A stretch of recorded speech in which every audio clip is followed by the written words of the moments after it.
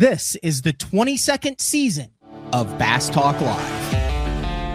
BTL is presented by Bass Cat Boats, Strike King Lures, AFTCO, Pro Guide Batteries, Spro, Gamakatsu, The Bass Tank, Beatdown Outdoors, and Sunline.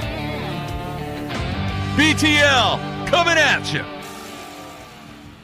Good morning and welcome to another exciting edition of BTL Bass Talk Live, where we are going to talk about bass fishing. We got a good show for today. BTL regular Matt Stefan joins the show for the first time in 2026. We're going to talk about a lot of things. Just kind of scrolling through the instant feedback, the WBE tournament. I did not know about this. This was a really good job kept under wraps. I do know a little bit more about it now. Actually have a call about it after the show to try to get more information about it. Looks like it's not the TTBC, the Toyota Texas Bass Classic, that back in the day had the top 15 Elite Series, top 15 FLW Tour, and the top 15 from the PAA Tournament Series. And then they get together in Texas. Toyota was a big part of that, the Texas Sherlock, the Texas Parks and Wildlife, and then they would basically for a truck and $250,000 battle it out to see out of those three tours who the top angler was. I think Keith Combs won it 2 or 3 times. I know Brian Snowden won it once. Guys were winning trucks for big bass, but this is top 25 from the Elite Series, top 25 from the BPT hybrid format, $3 million payout, over $1 million for first place, free entry fee or no entry fee for those qualified anglers. And then the money does not come from any of the angler prize pools. So between the dual threat fishing team series that's out, there's a lot going on. On the water, there's also a lot going on. Guntersville,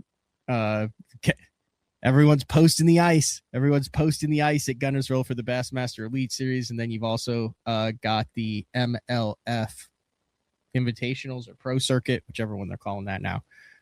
That's back in action down in Florida this week. So Matt follows all this. He fished the dual threat down in Florida. His team partner, Miles, fished the last dual threat. It was also down in Florida. There's just a lot going on in the industry, which is one of the reasons why I kind of titled this, What It Takes to Be a Professional Bass Angler in 2026, because I've also had, we had like Drew Gill sitting across from me here last week, and like that dude has won $1 million. He's 22 years old. He's won $1 million. So you take all of his sponsorships away.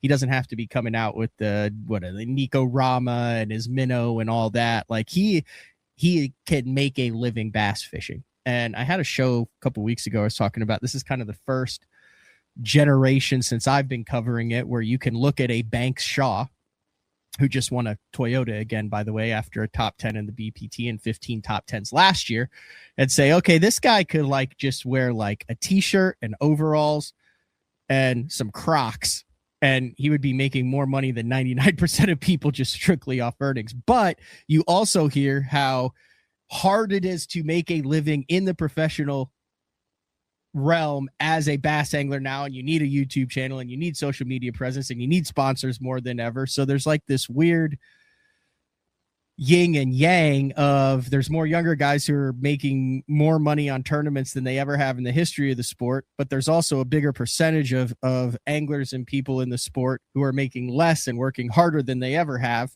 And I like would have this conversation on the phone, and then I just called Matt and was like, dude, you haven't been on in 2026. Do you want to jump on? And you had to work through all of the things that you were working through to be a professional angler in 2026, Matt, to carve out an hour and a half to jump on this morning. Well, thanks for having me on today, Maddie. I don't know where you want to go with this. You reached out to me and you're like, we got a lot to talk about. I was like, I'm fair game. So whatever you want to talk about today, I will fill you in on my thoughts. It does not make them right or wrong. It's just my opinion. They're your opinions. But so you heard that spiel before I brought you on. Are you on the same page with me on that? Like, did that resonate at all? Were you listening?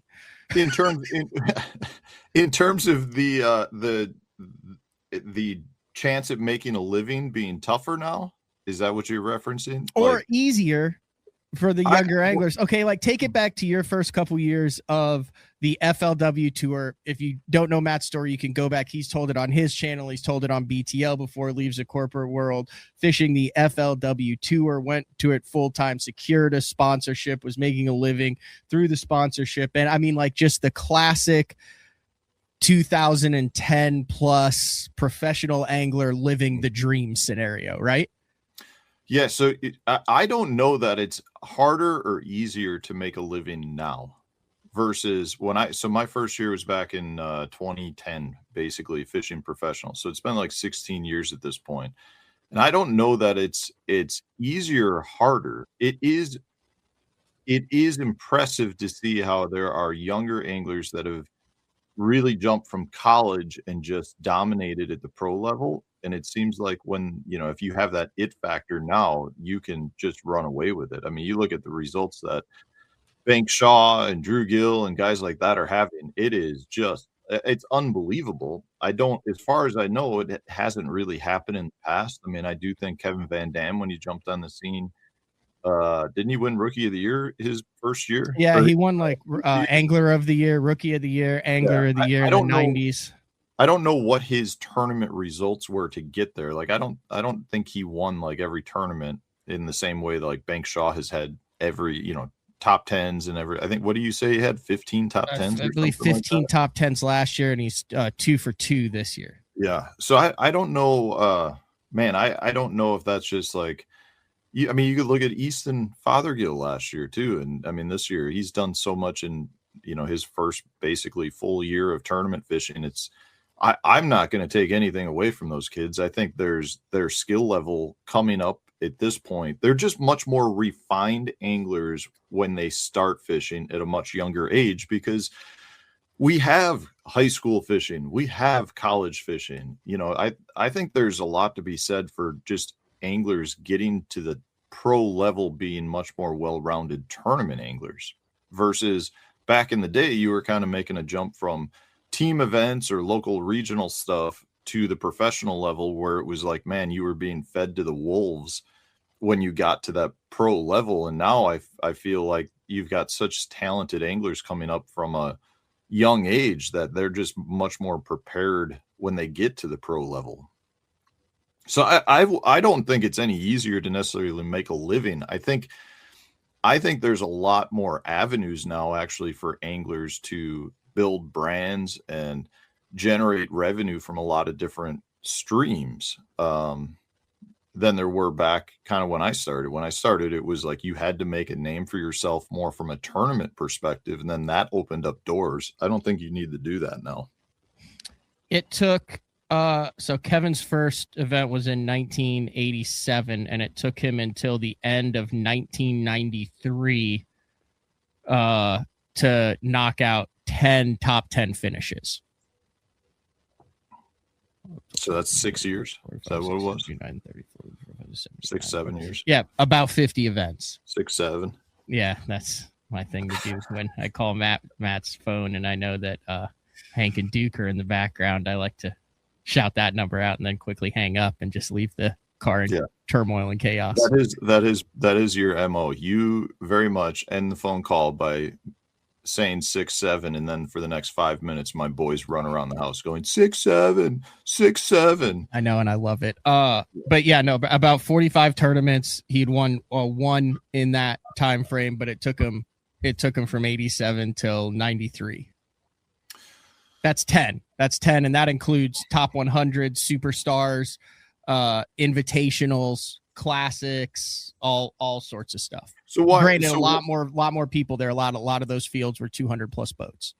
And what is your reasoning for that? Why are the anglers coming up now being much more dominating? Is it forward facing? Is it they're more well rounded? Is it the information? I don't think there's any. Better?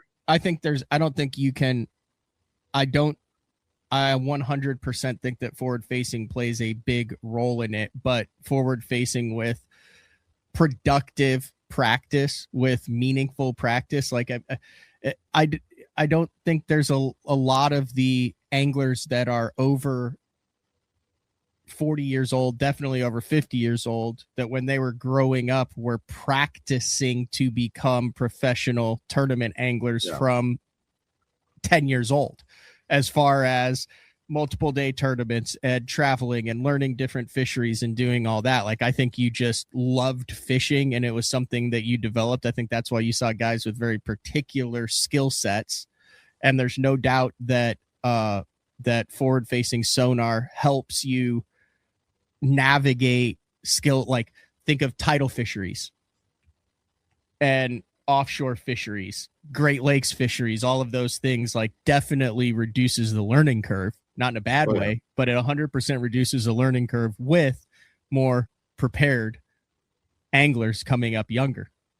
Yeah, and I would also state that I think forward facing helps target a better quality fish that were not necessarily targetable in the past. So when you have that technique mixed in with the experience factor and the fact that these kids are, like you said, almost being groomed in a way to fish tournaments, you end up having absolute monsters, which I think it's kind of cool personally. Like, I think it's scary in a way as an angler to look at guys like Drew and Banks and be like, I mean, how old are they? They're in their 22. It's like, I think Banks is like 24. 30 or 40 more years of just complete domination. And I don't see them dropping off at any point. Well, that's what I'm wondering is how, so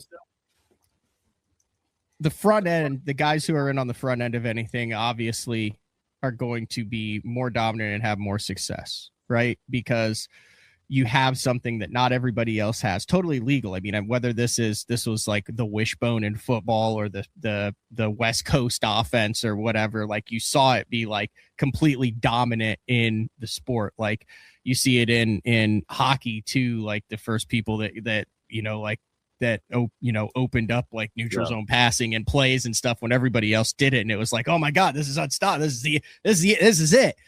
But then what you see is everyone else adapt. And then you have the people that grew up in that system. And now all of a sudden you have a lot of it that's going on. So I think this is what we're doing with these young anglers. There's part of me that believes that what we're doing is the same thing that we did with the Whopper Plopper, that we did with the Alabama rig, that we did with the chatterbait, which is you go out for the first little bit and you're new to it, you're on the cutting edge of it, you're in the forefront, and you're like, my God, well, these are the only 3 baits you ever need to throw. But then everyone catches up, everyone starts figuring it out, everyone does it. So we're on the front end thinking, well, yeah, these guys are gonna, and all these anglers are going to dominate. But you're going to get to the point then where the entire field are anglers of that caliber with that raising, who understands it, and now it levels completely out until the next new thing comes in.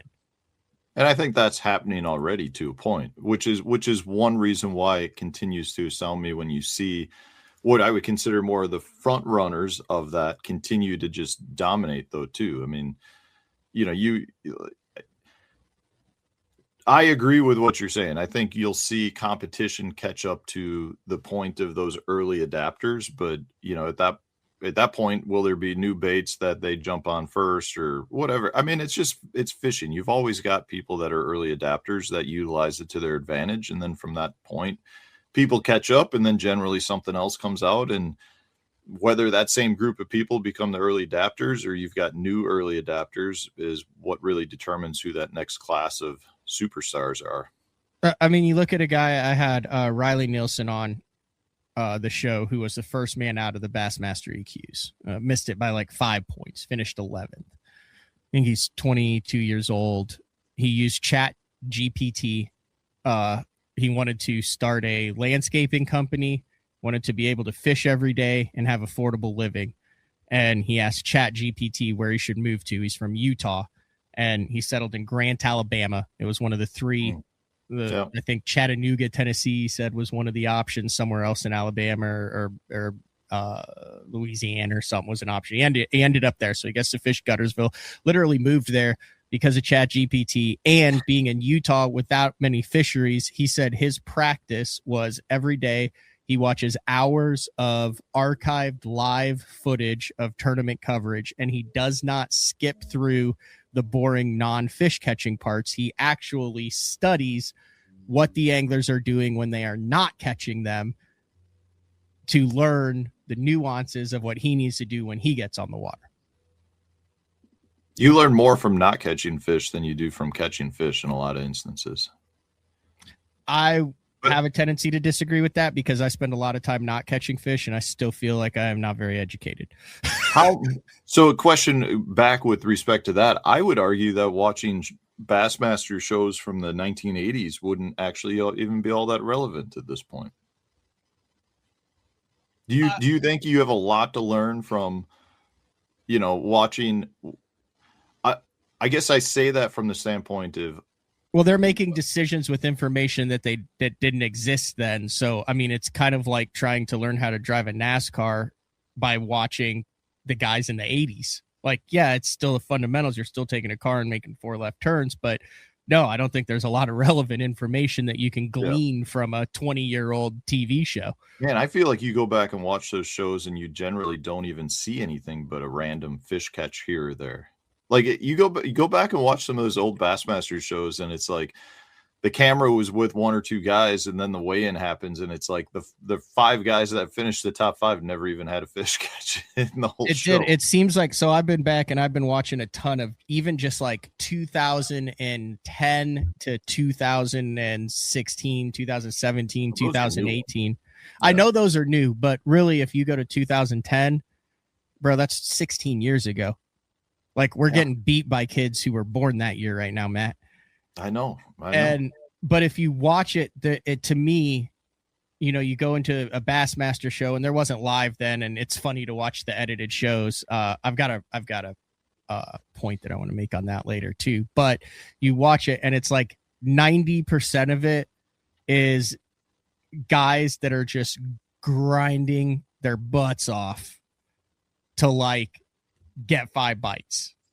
Like, it's I can't hear how many people say, it's slow, it's tedious, I just keep slinging this crankbait or keep throwing this chatterbait or keep working this buzz bait, and it'll pay off. Like that, that's it. I'm hard-headed, and that's my biggest, throwing in grass for 8 hours. I mean, you just don't see the tournaments where the guys who are doing well nowadays are struggling to get bit. Dude, I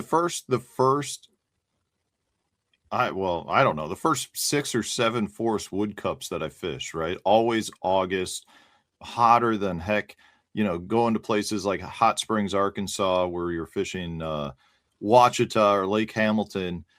I mean, it was kind of like pick up a topwater, and you tried to fish 25 miles, and you were fishing for 6 or 7 days to come in contact with a couple of wolf packs of fish. And if you were able to catch 5, you would do really well in those tournaments.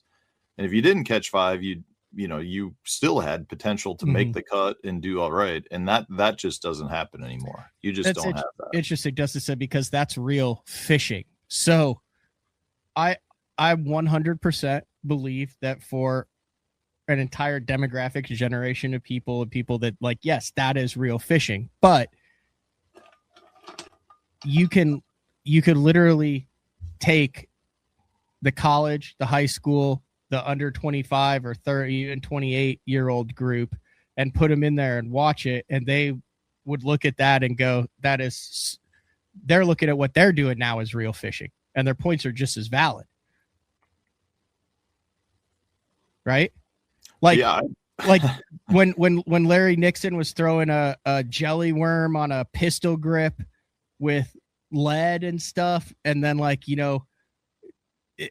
with a paper graph, and then you look at KVD, who's using a Navionics chip and a 6XD and a trolling motor with spot lock on it. One could argue that Larry Nixon could look at that and say, well, that's not real fishing. I'm not saying that Larry Nixon is. I'm just using that whole generation. I think every generation, and I think that we look at it as fishing and don't apply it to other sports. But I think you look at like sports, Matt. Like, look at baseball. What is the hardest thing to do is to compare generations and talent because of how fast everything moves. Well, and I think everything does evolve. I mean, I think back, like I can't watch the NBA right now. It just does not interest me. I grew up in Chicago in the 90s, like the Chicago Bulls, Michael Jordan, Scottie Pippen, like going up against, Detroit Pistons and the New York Knicks at that point. Like, it was physical, hardcore basketball. That felt like real basketball to me. Like, it would be like, 75 to 73 was a high scoring game, and now it's like they're putting up 140 points. I feel like I'm watching the Harlem Globetrotters. I consider the 90s like real basketball, but it's to each their own. Some people love to see the high scoring games and the 3-point balls. I prefer to see elbows being thrown. Like, that was what I grew up watching. So I don't know that it's real. Like, I don't know what you would consider real fishing or not. There are some comments here in your chat board that, people are saying, well, but at least they told the products that they were using. And I would sit here and argue that until recently, you probably had more misinformation regarding what anglers were saying they were using, because they didn't have to tell. There was no cameras on them.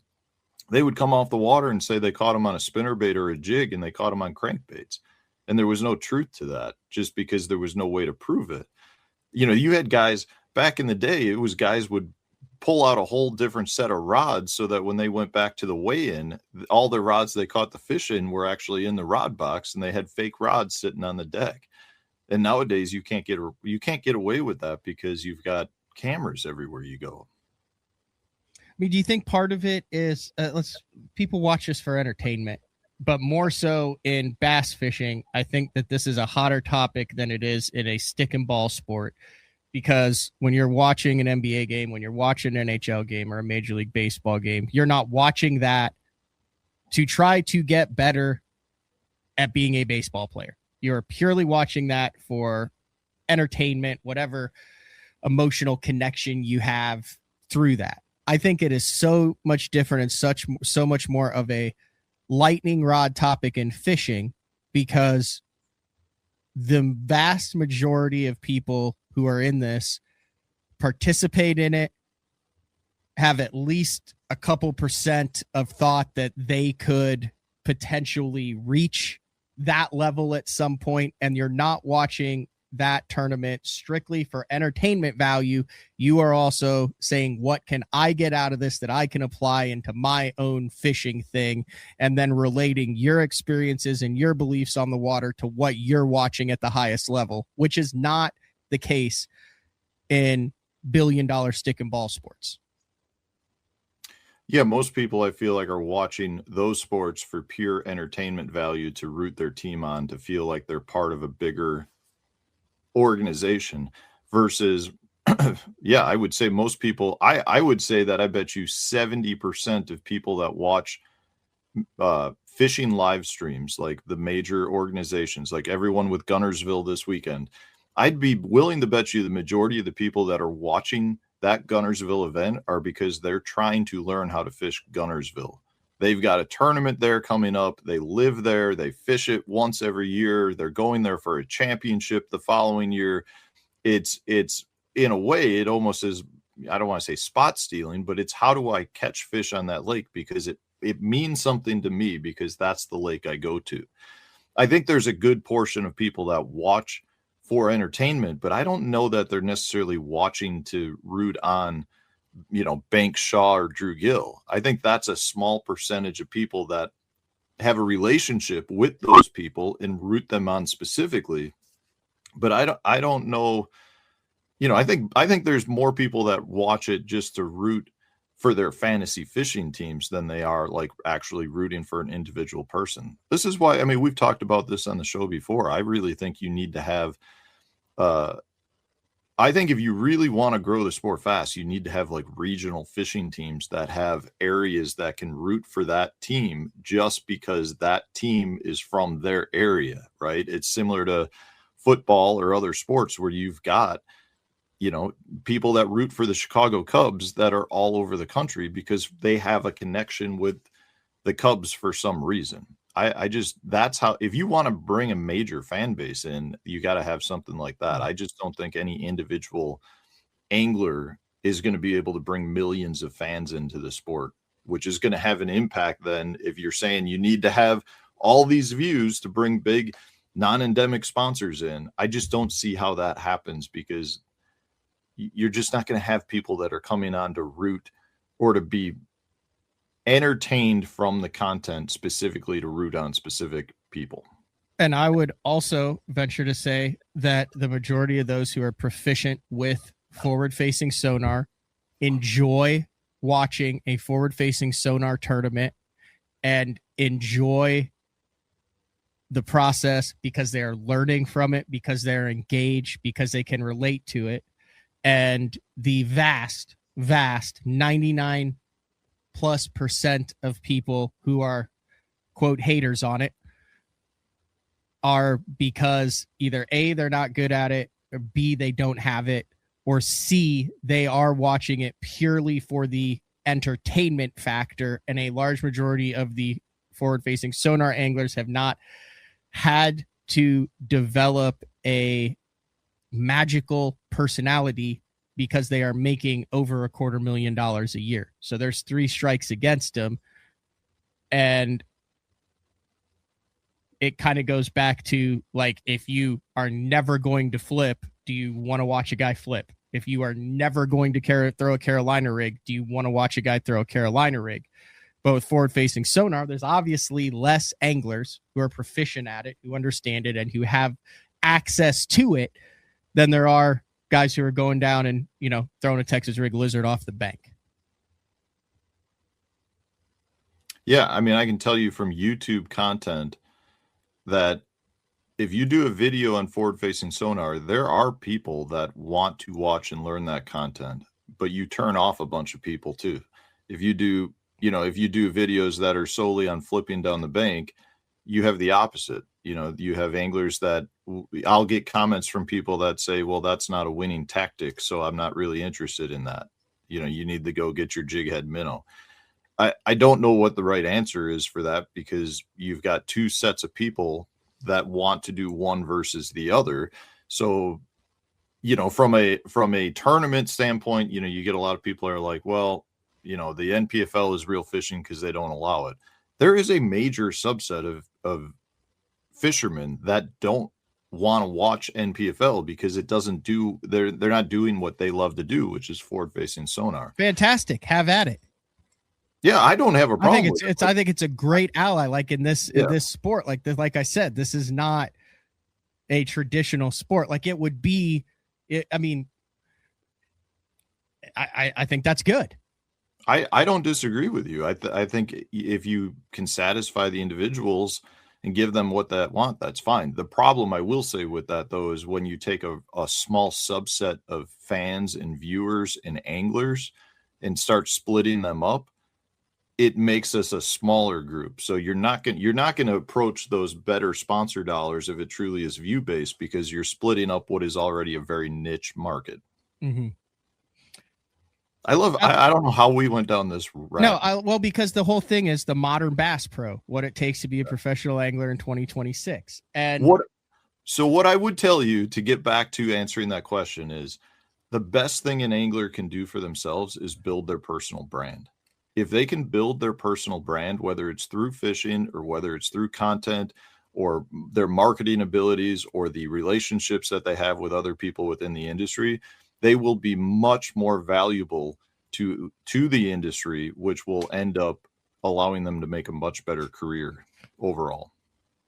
So you still feel like building a personal brand for these younger anglers, the guys who are, so this is where I guess where I am having a like my trains of thought are not like matching up, right? So I haven't had this. So this is what I wanted to ask you about. So you've always had guys in like a Marshawn Lynch who's like, dude, I get paid. They should have given him the ball, dude. I know. But listen, he was like, I get paid to run the ball.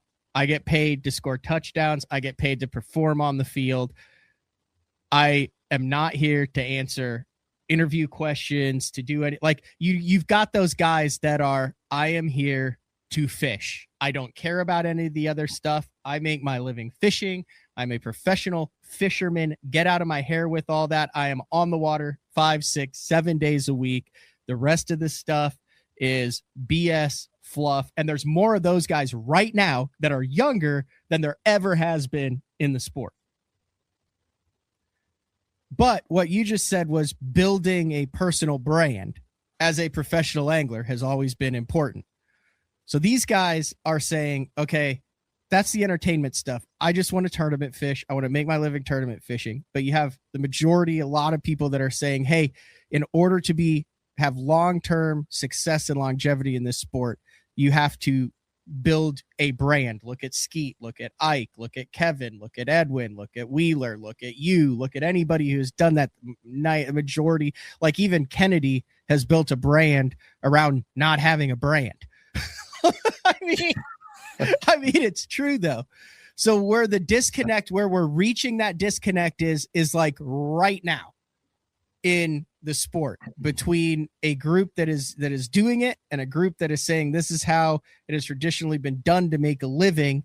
So what's going to happen is this established group going to just fade away as the guys who catch them, and it's just going to be a smaller cutthroat group of guys who catch them? Or are the guys who catch them now going to say, man, I wish I had built my brand while I was making hay in the first 5 years of my career, and now that I'm just an average angler, I've kind of sunk back into oblivion and no one knows who I am, and now I'm struggling even though I used to be King Kong. Yeah, what I would say is your personal brand is the most important thing that you can do. I think everything that you just kind of talked about flows up into your personal brand. If an angler wants to make a living off of just tournament finishes, more power to you. If you're able to do that, what that tells me is your personal brand is worth multiples in value than what those tournament winnings are. So if you're able to capitalize on your personal brand on top of that, you should be in a much better position overall. Now, if you don't want to put in the effort to do that and you want to rely just on tournament winnings, that is 100% okay too. The problem there is you're developing a lot of long-term risk in terms of how long you're going to be able to make a career because of things like you just said. If the next wave of individual anglers comes up and they're better, you're going to lose that value. Maybe they take away forward-facing sonar. You're going to lose that. There's risk in being able to continue to perform at a high enough level to win. I think if you're sitting here evaluating what some of these guys are making, you can look at somebody's results and say, they made $250,000 last year. That is a ton of money to win. Like I don't know what the percentage is. Matt, you probably have the exact number of anglers that made $250,000 in winnings last year.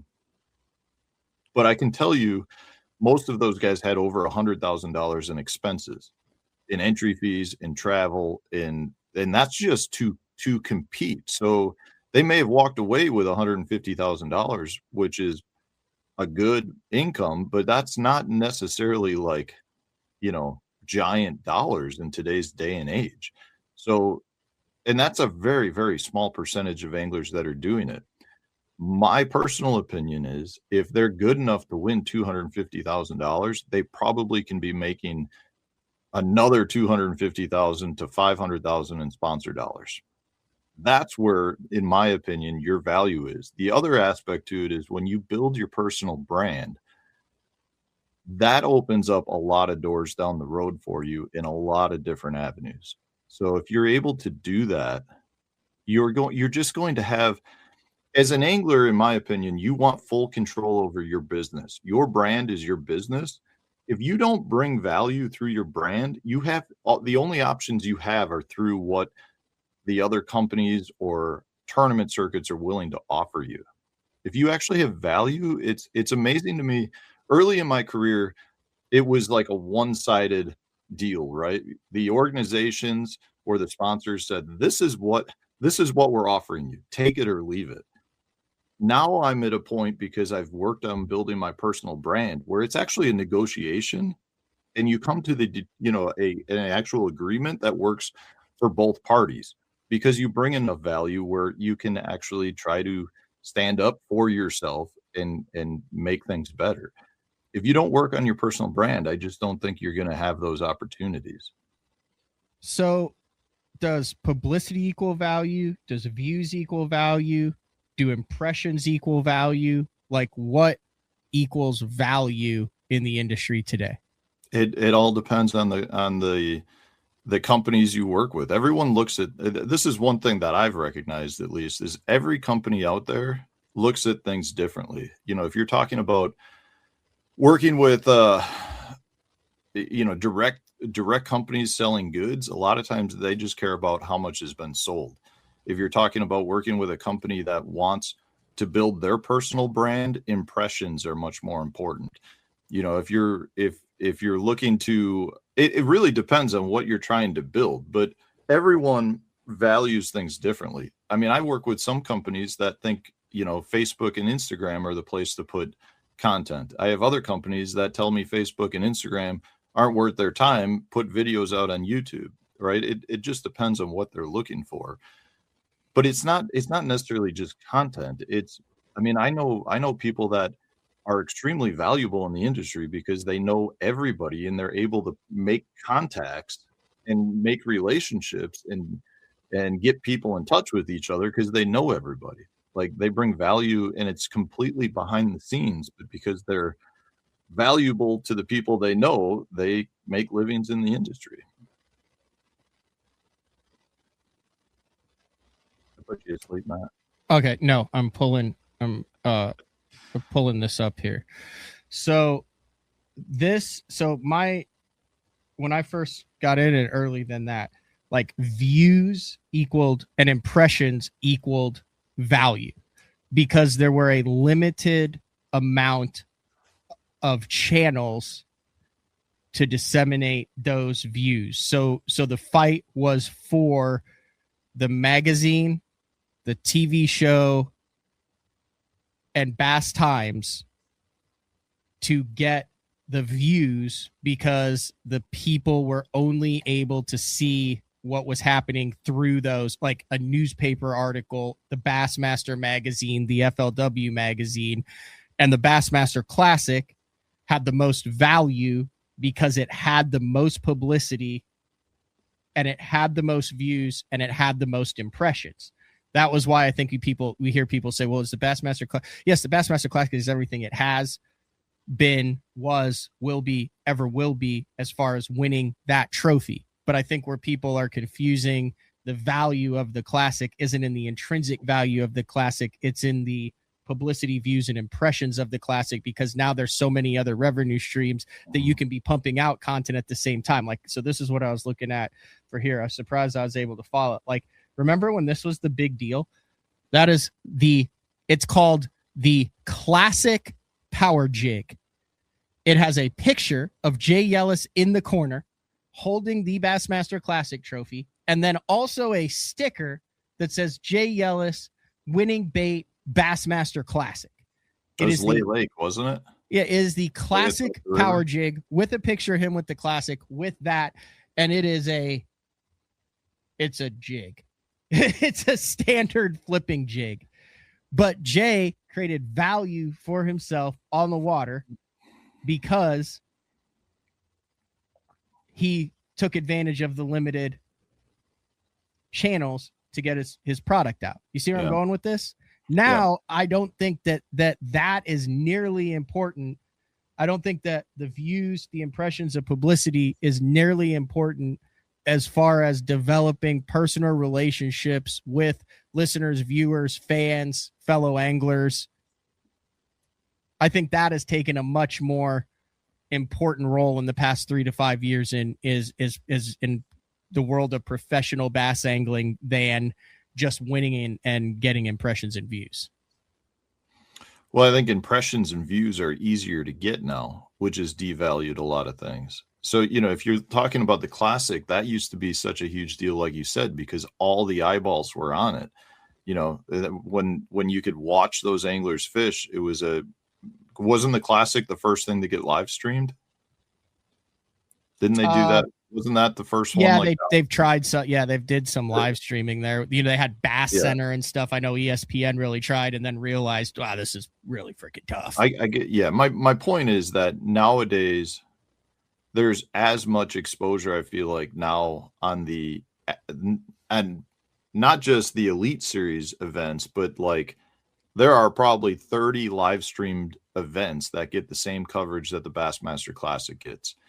So it's really, in my eyes, washed down the Classic because all the eyeballs aren't set on the Classic. Everyone used to watch it because, in my eyes, it had the most exposure. There was more content put out on that than anything else. And nowadays, I feel like you have the same amount of content put out on all these other facets. I mean, this whole discussion goes back to whether or not you truly believe that tournament bass angling is truly a sport or a marketing vehicle.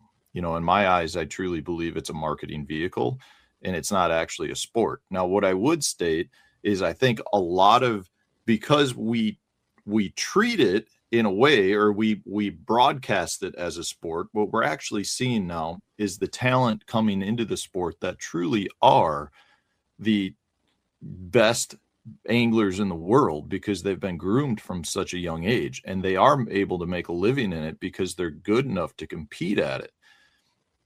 Is it gonna push out the idea that the sport is truly a marketing vehicle, though, is the question. And I don't know that it can, because in my eyes, the money that these anglers are winning is only there because the event is only there to sell product in the first place.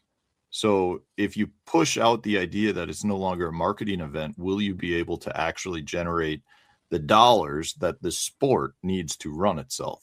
I don't think so. I think the answer is no. Everyone who's tried that has not worked.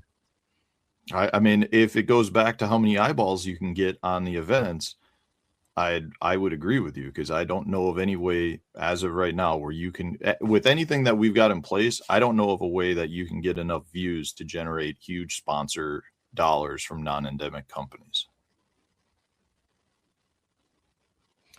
When was the first like big classic bait that you remember, like in your head, that sticks through, like that you associate a bait with a Bassmaster Classic?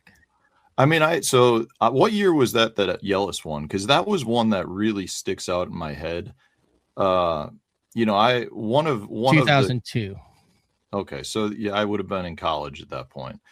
And it was probably right around the time where I feel like there was more exposure, at least available to me at that point. Like I didn't have cable TV growing up and things like that. So I watched the ESPN shows, and that was about it generally.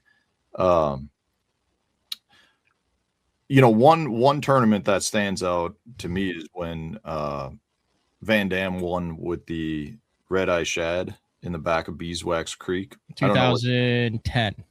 Okay, so that was one that stands out to me a lot, just because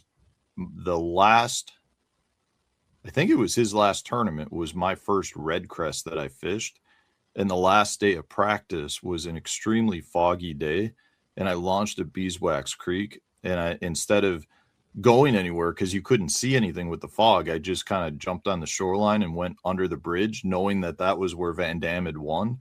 And like I go under the bridge and I see the silhouette of a guy cast, and immediately just from the cast I could tell it was Van Dam. Like all I could see, it felt like a Busch Light commercial, right? Yeah. Like early morning fog, I could just barely make out a person.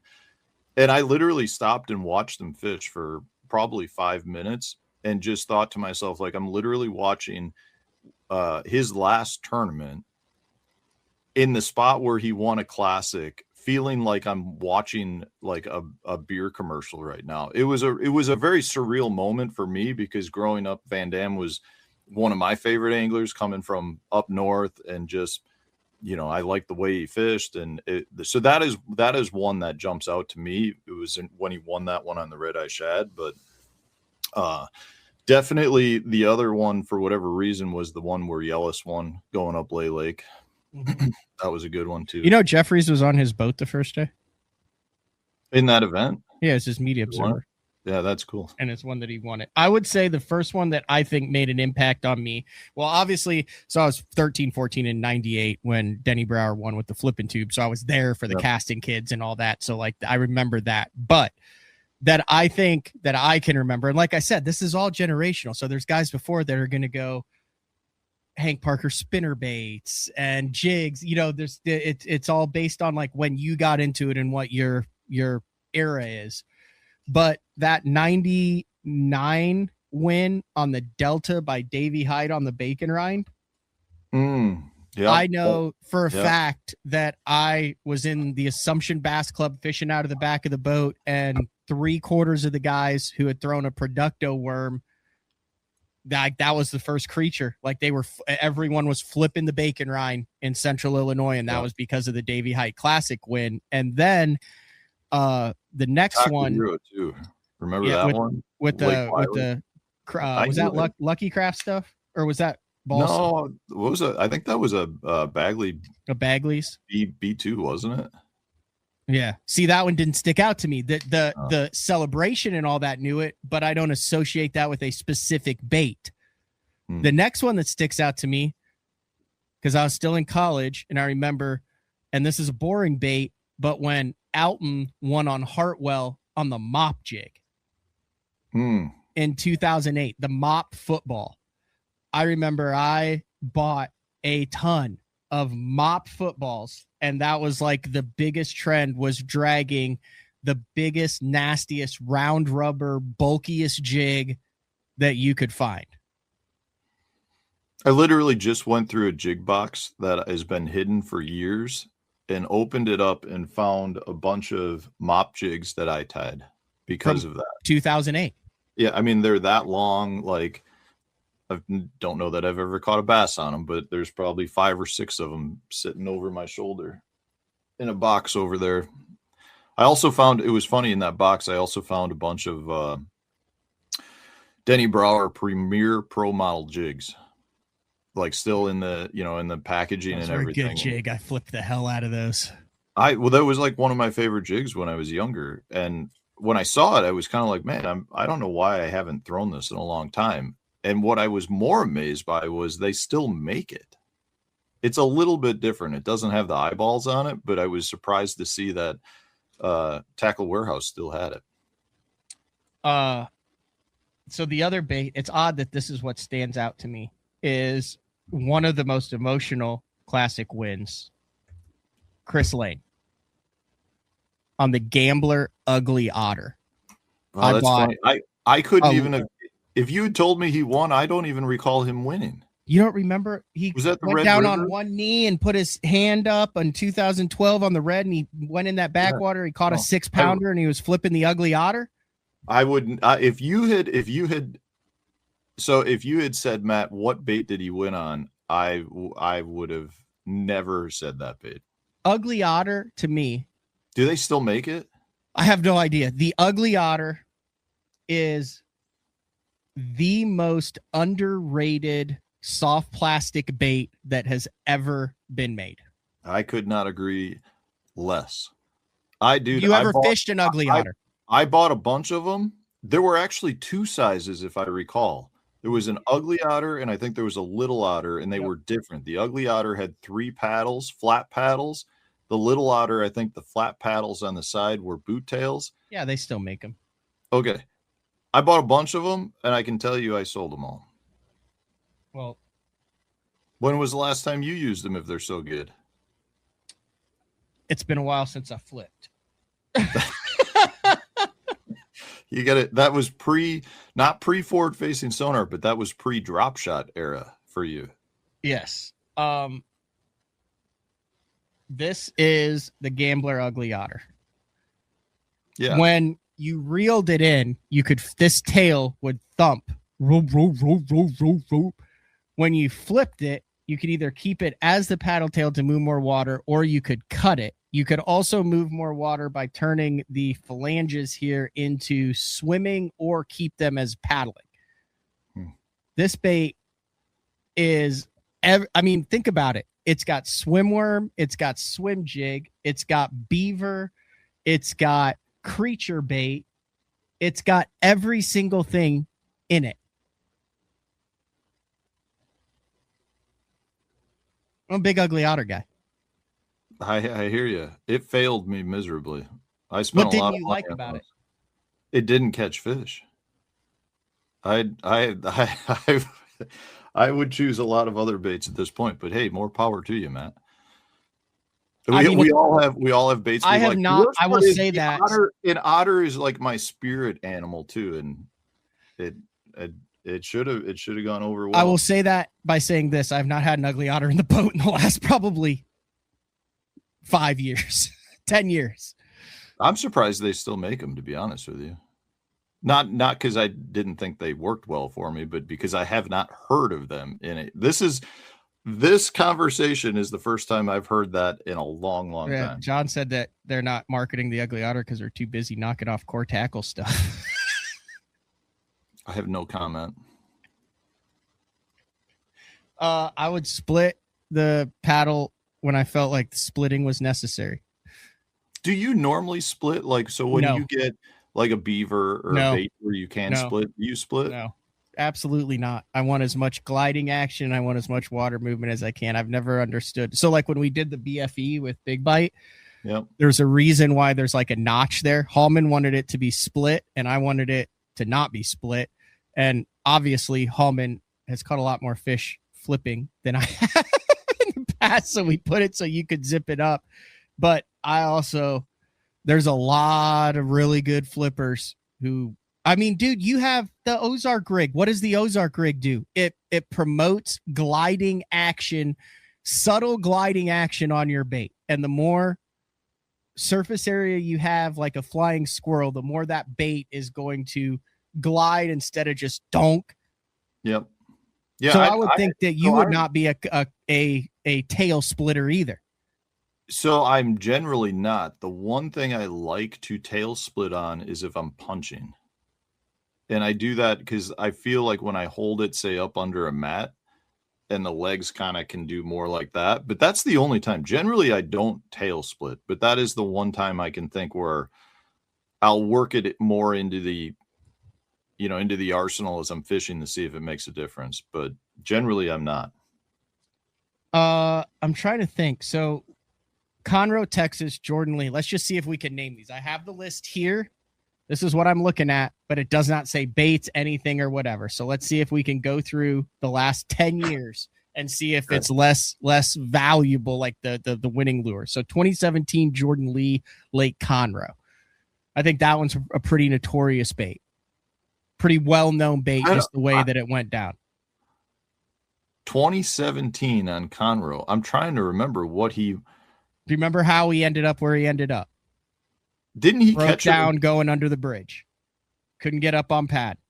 Yeah, wasn't he catching them on like a Carolina rig or dragging something? He was dragging a mop jig, 1/2 ounce mop jig up shallow on a rock pile.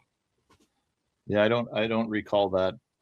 You know what's funny? Like I'm much better off telling you more about stuff from like the early probably 2015 than I am like. Okay, we'll go through that then too. So 2018 Jordan Lee, Lake Hartwell. I believe that was like a wacky rig Cinco type thing. Well, that was.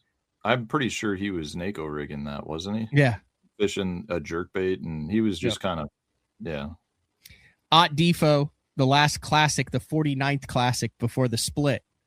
That was like just a hodgepodge of stuff, didn't he have some Rapala cranks and a chatterbait? Yeah, he was catching big smallmouth on. It was a crank. I don't recall. Was it one of the OG series? Might have been his OG. Like I think that was kind of the start of that whole like line of lures, I thought. Yeah. Hank was twitching a jerkbait in 2020. That was a stunner he won that on. 2020 was a stunner? He wasn't with Livingston then? No, my recollection is he caught it on prototype stun. He won back to back, right? And wasn't it both years on the stunner, but one year I think might have been prototype. 2020 winning bait was a Megabass 110. This is what it says. A Maxent, a jig, and a Maxent trailer. But I do agree that I think that was like maybe the prototype Berkeley stuff that he was throwing then. And then the next year on Ray Roberts, I think he caught a couple fish flipping too. Yeah, I think that year there was a little bit more. Yeah, Ray Roberts was the stunner. It was I think he was throwing the 110 on the rip wrap at Gunnersville. At Gunnersville. Yep. Then Jason Christie, the Yum forward facing sonar minnow on Hartwell. Yeah, that was right. It was more a jig than the sonar minnow, wasn't it? He'd catch a limit each morning on that, but then he went and upgraded everything on the jig. Yep. Gussie in 23. That was a guppy head and a Z-Man's jerk shad. Yep. Jerk shads. Hamner in 2024. I think that was a jerk bait. That was a mega bass too, wasn't it? I don't know. It was a jerk bait. It was definitely a jerk bait. I believe that was a mega bass. And then Easton this past year was a Strike King Nico. And a jerk bait. I don't know what he was a worm though, wasn't it mostly? Yeah, it was a Strike King worm. Yeah. That's what I mean. Okay. So like for me, what is your era? The more recent stuff, because I'm working the shows, I just don't pay as much attention to the actual event itself. Like if you were to go back and look at like I just said, like okay, let's start what 95. Well, that's might be a little early. I said 2000s, man. Okay, 2000. Well, obviously this was your neck of the woods. So Woo Dave's in Lake Michigan weighing in Soldier Field. That was on a drop shot. I thought that was on a tube. Maybe could have been. I'm mad that I wasn't here. I was on a family vacation that week. I was very. I don't know the answer to this one. KVD 2001 Louisiana Delta. Yeah, that's the one he won on a Strike King square bill, wasn't it? No, not in 2001. Well, then was that his first win? That was Kevin's first win. Yes. Wasn't he flipping a tube then? Your guess is as good as mine on that one. I'm pretty sure he was flipping that one then. I was unaware of that. Oh my God, good job. Strike King KVD Pro Model Tube. I got one. And some square bills. Yeah, the Strike King KVD Classic square bills. I think that was the first year they did the Super 6. Mm-hmm. Jay Yellis in 2002. Ike in 2003. What did he catch his never give up fish on? It was a spinning rod. No, it was was it a Sweebo worm? It was like a little swimming worm. It was some little worm or something. I think it was the Sweebo worm. Okay. God, is that even a thing? I don't know why that just popped into my head. I think there's a worm called the Sweebo worm.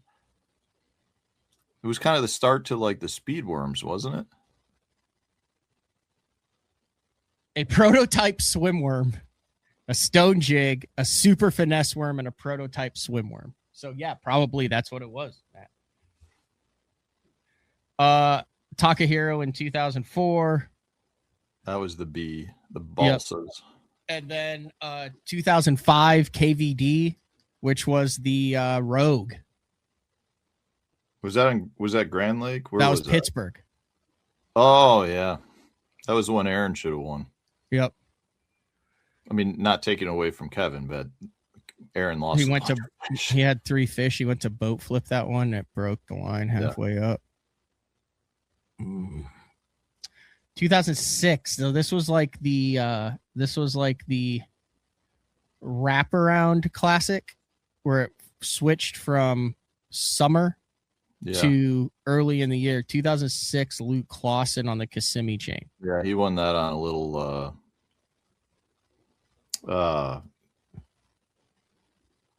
trick worm. Flipping it in the reeds. Into the pads. What did Duckett win on Lay Lake? I know he caught that 6.5 punching, but was that on a chigger craw? He was junk fishing.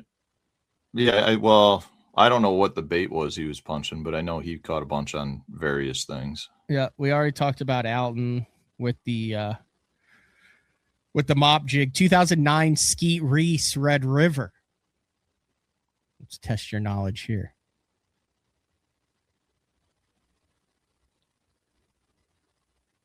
Man. That was I can't remember, not a Revolution. It was a Lucky Craft. It was it was at the time the most expensive spinnerbait you could buy. Yeah, he was catching them around maybe. Wasn't he catching them around duck blinds? He was back at the front of where Dalton Bobo had finished second he was in the front of the Bobo hole. Isn't it called Bobo's hole? Yeah. Yeah, but he was in front of it. Like Faircloth and all the other guys were in the back of it, and he was at the front of it, and he was flipping. I want to say a chigger or a pit boss or chigger cross, some sort of Berkeley that had just come out, and then also throw in that redemption spinnerbait. It was like a little ditch with stumps and pads, and yep, that was a cool one. I was on the water watching them. So what's wild is I was like on the water watching a lot of these that are coming up. So I have like more of the KVD, Lay Lake, Red Eye Shad, phenomenal, iconic win. Louisiana Delta, that was the introduction to Brandon Polinick. That was Aaron was there, and he was throwing a 1.5 and a trap in there too, wasn't he? A 1.5 and a 2.5 where he was banging them off of the stumps in that fresh water that was rolling in. That was the one where they were all catching like 25 pounds. Yeah. Yep. Chris Lane flipping, Ugly Otter, Cliff Pace, Grand Lake, was it a jackal jerkbait and a jig? Was it a re-range? Might have been.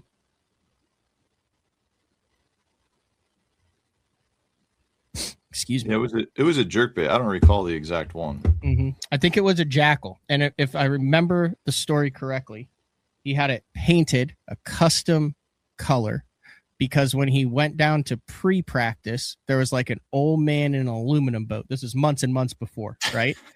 Okay. And he had a beat up clown colored rogue on.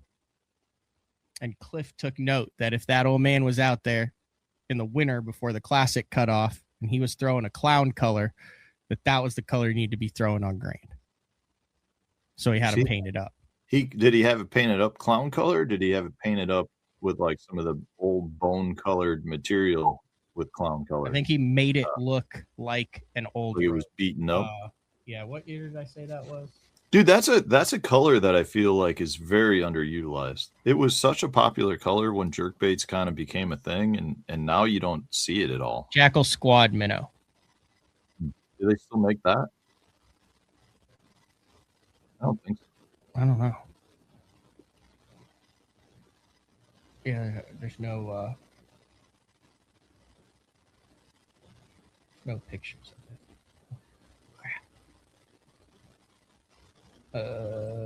Oh, here we go. We're back to it. All right. Randy Howell, 2014. Demon Color DT6, a.k.a. Livingston Lures Howler, a.k.a. Chatterbait in the back of Spring Creek that actually won him the tournament. I'll agree with that, but you said it, not me. I mean, isn't that well known? His biggest key fish was caught on a chatterbait in the back of Spring Creek. His house now sits where he can look out his window and see where that fish was caught. It was that call that won him the tournament. Is that true? He lives right there right now? Yeah, 100%. You can look out his window and see where he won the tournament. It was a fish that was not really highly publicized, but it was that fish that gave him the win. It wasn't the Browns Creek Bridge fish that he caught on a DT6. And then this was, to me, the first like commercialized classic where he was dialed in enough and smart enough to tie on the howler. Yeah, and catch a few. And catch a bunch of fish on the howler too. Yeah. He did catch fish that he weighed in on it, so you can't say that it is not a classic winning bait. But I'm not saying it's not. What I'm saying is I've got about 20 demon colored DTs hanging. Have you found that right DT6 is pretty much like a buzz bait as far as it works better right before the lip falls out. like the more beat up and rough that bait gets, you're like, oh, this one is just a fish catcher. And then you go to make a cast and come back with just the lip. Anytime I have fond feelings towards a DT6, I know that I'm about to cast a lip out of it. I mean, it's just the nature of the beast with the balsa bait.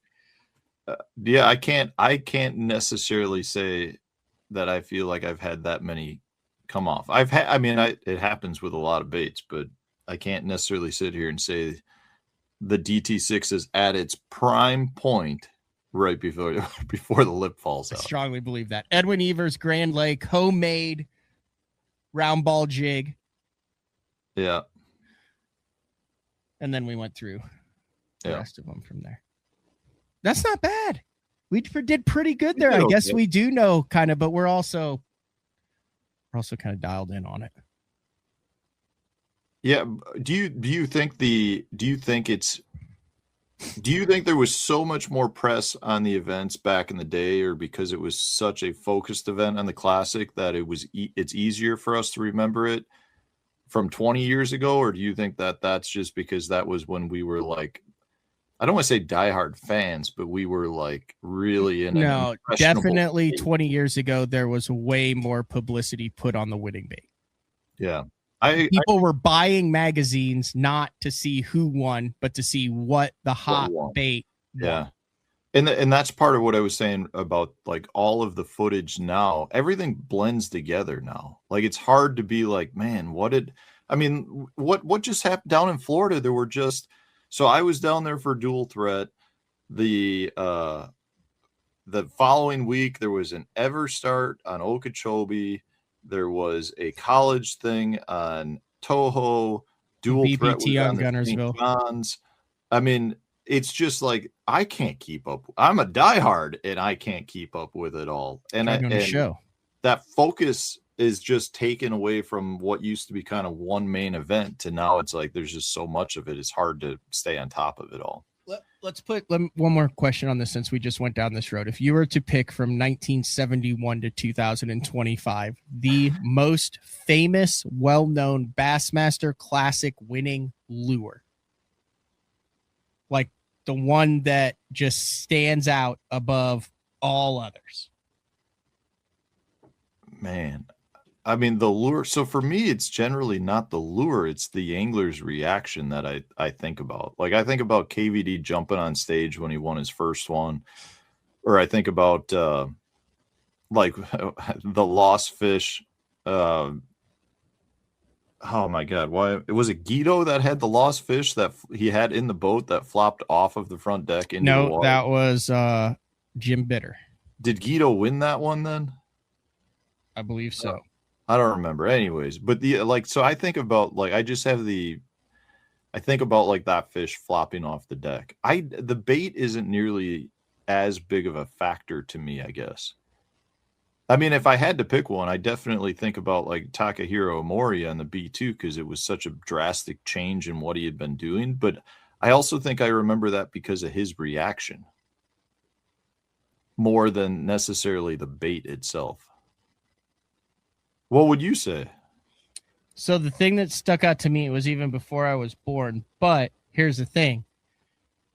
It was how he was doing it, not what he was doing it. The 1982 Kneel and Reel Paul Elias Classic has just been talked about in the legends and lore since I've been a part of this sport at 13 years old. But I can't. I'm on the internet right now looking to try to figure out what crankbait he was kneeling and reeling with, and I don't know what it is. I assume it was a man's bait, but I don't know that that's the case.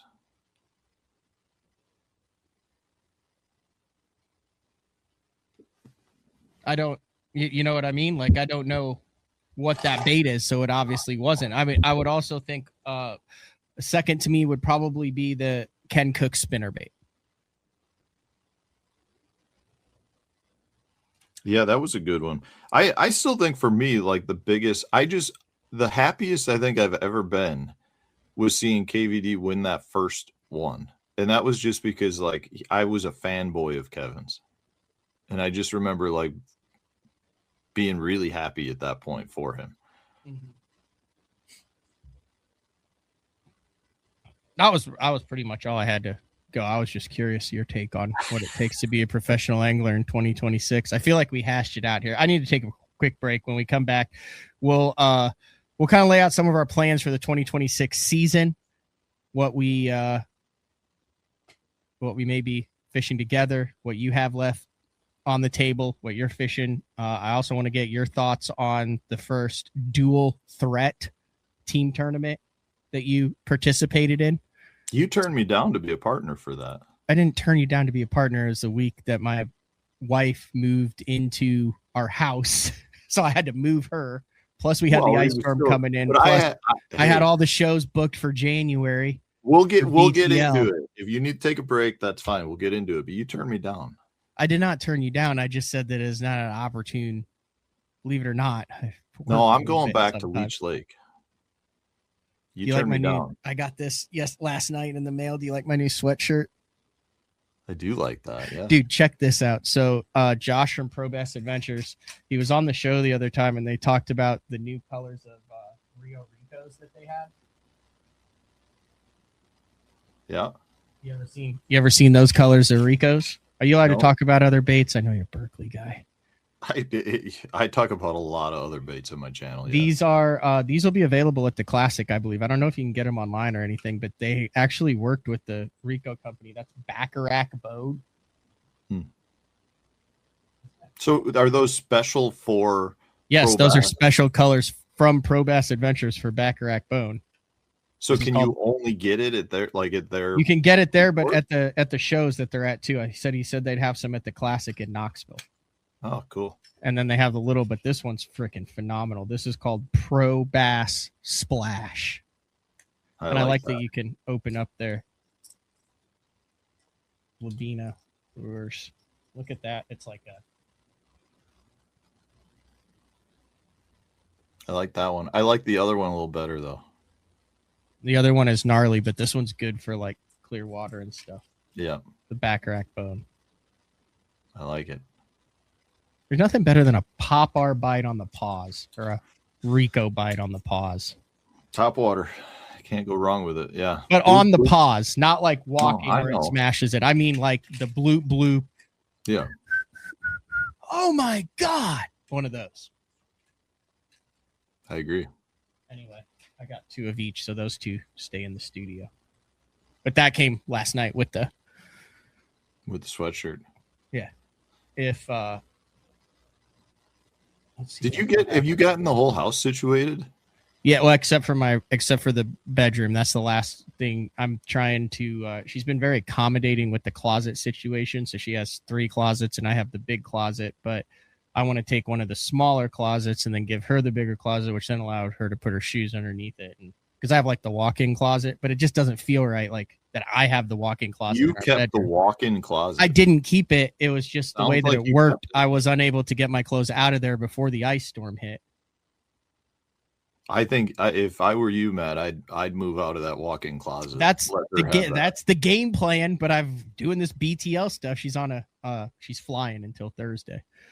Well, so when she comes home, you should have an empty. Well, that's the game plan, but I may have a breaking news show later today, and then I'm going fishing for a 3-pound crappie with Zeke tomorrow. What's the news show today? I don't know. A breaking news show. Like tonight? I don't know. I have that. It's a call that I have to follow up on my lead after BTL's over. No teaser. You can't give us teaser. No teaser. God, if you guys are interested in you just switch the topic. Mexico this upcoming year in advance. We're doing the BTL trip. We had over a dozen guys go down this past year. You guys saw the story if you're interested in it. El Salto, December 9th through 15th, and then Bacharach, January 10th through 17th. If you have any questions about those, DM me at Matt Pangrak or shoot me an email at matt@bassone.com if you're trying to figure out between which one, what to expect, whatnot. You can also go back and watch the Pro Bass Adventure show. And then if you're going to be at the Classic, we're coming out with the times and dates shortly where I'll be in the Pro Bass Adventure booth talking Mexico bass fishing. See, Matt, as an opens angler, I clearly cannot make a living on earnings alone. So I have to be. You're well branded. You have done a good job building your personal brand. We'll build it a little bit more for the next 2.5 minutes. Then we'll be back to get Matt's thought on dual threat fishing, among other things. It's BTL on a Tuesday. We'll be back right after this. The new Puma STS has been redesigned from the ground up. With the Angler design, function, and performance in mind, nothing on this new offering was compromised, and the only thing carried over from the previous version is the name. Based on the Soft Touch series hull that started with the flagship Jaguar, this new model is nimble and performs incredibly well at all speeds with either a 250 or 300 horsepower engine. Featuring a new 96-inch wide-body footprint, this hull measures out at 20 foot 7 inches in length. Industry-leading design coupled with tournament-winning performance. The Puma STS from Basscat. Feel the rush.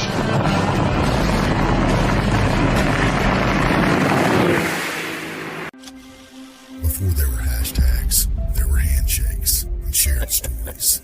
They gave us confidence to make our first cast, to chase our dreams. They taught us to fish, and in the process, taught us about life. They taught us that success isn't just about reaching the top. It's about lifting others up. The future isn't just about selling tackle. It's about 3 simple words. Let's go fishing. Here's to the original influencers.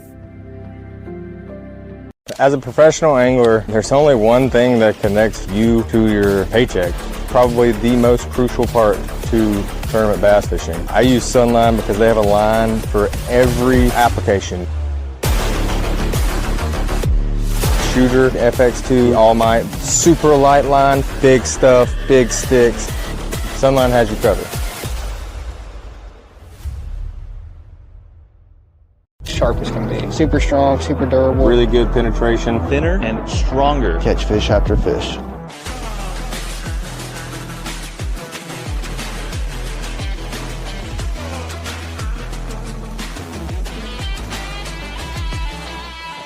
I want to make sure that I'm using the best stuff possible. World's finest hook. World's finest hook.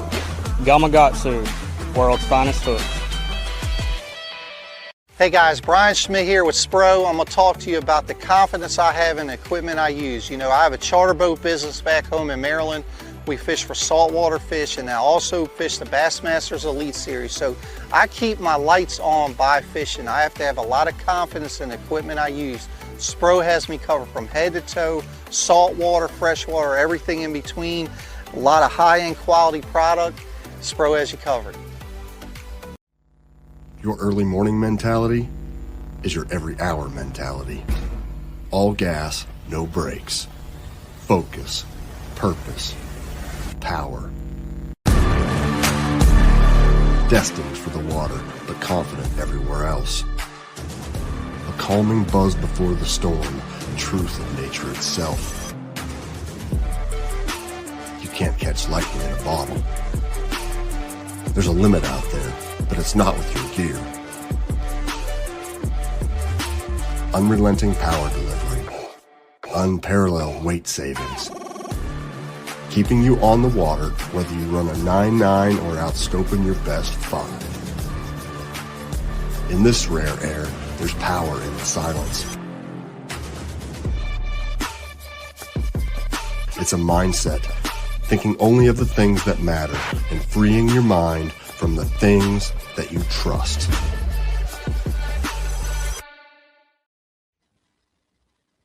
My name is Matt Pangrak. His name is Matt Stefan. We're back.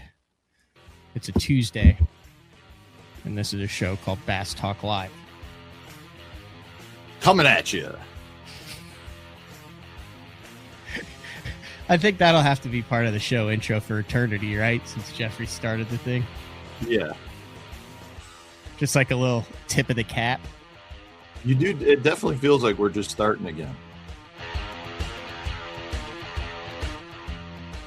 So people hated this music. This is an interesting like social experiment or like human nature.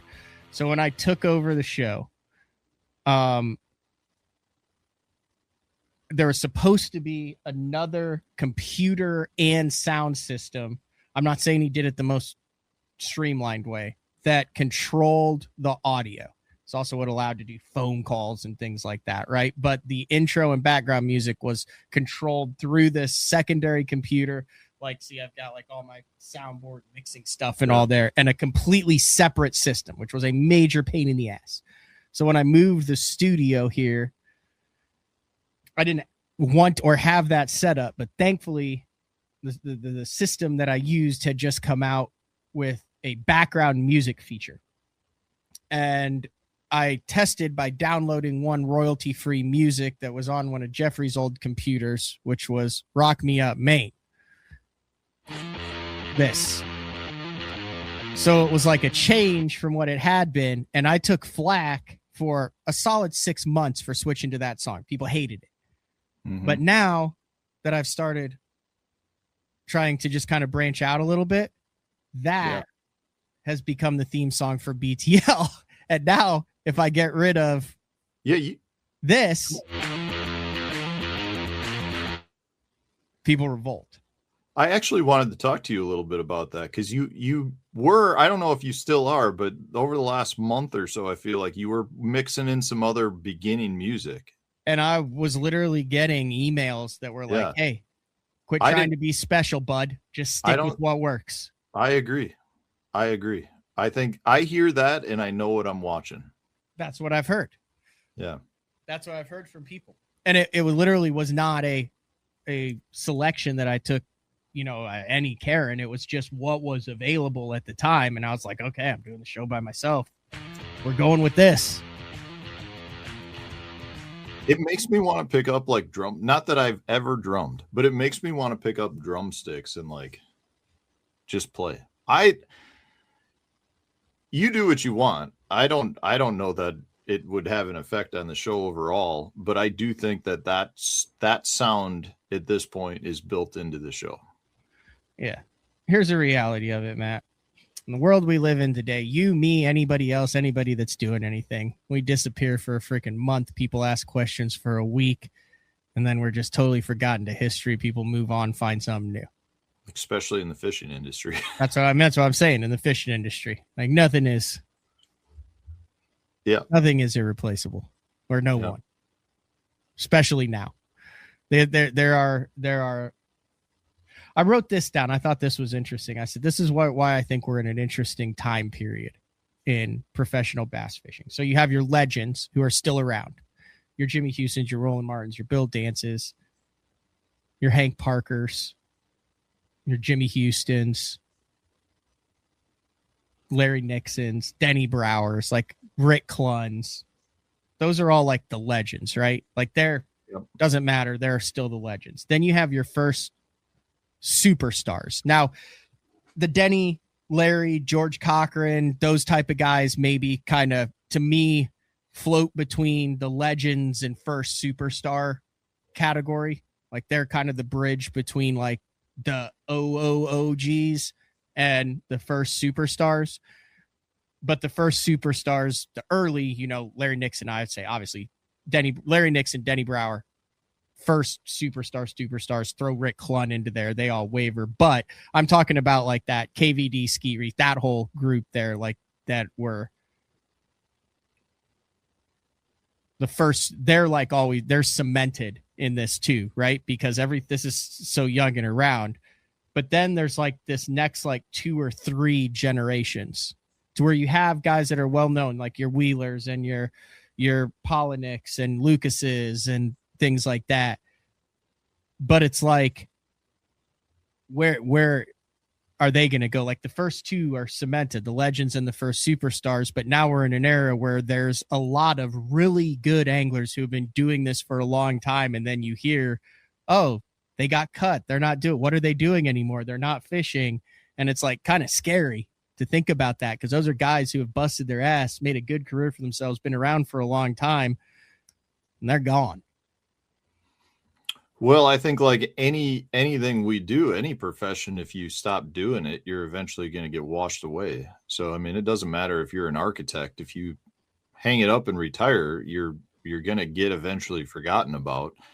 I think, to me, what's a little bit more interesting is when you look at like that first group of like the big superstars. So you got, like you were saying, your legends, but if you were to look at the group with like Van Dam and Skeet, Gerald, Iconelli, like I look at those guys and I feel like they, if we go back to talking about brands, I feel like, they obviously have done an amazing part with their brands, but a lot of that I think was almost forced upon them in a way with ESPN, right? Like Bingo. Trying to take this to the next level. And those guys are so good at it that they grabbed that opportunity and just built these powerhouses of brands. And if you were to look at the next wave of brands, like you kind of just mentioned, the Wheelers and the Poliniks and, Cannell, those guys, I almost feel like they've built the brand more on their own social media networks than with the help of like outside influence from like an ESPN. So it's to me, they're very similar in nature, but they were built differently. And, it does make you wonder what is the next wave after that, and how is that going to happen? So I'm writing down another show idea. Oh, all good. Right.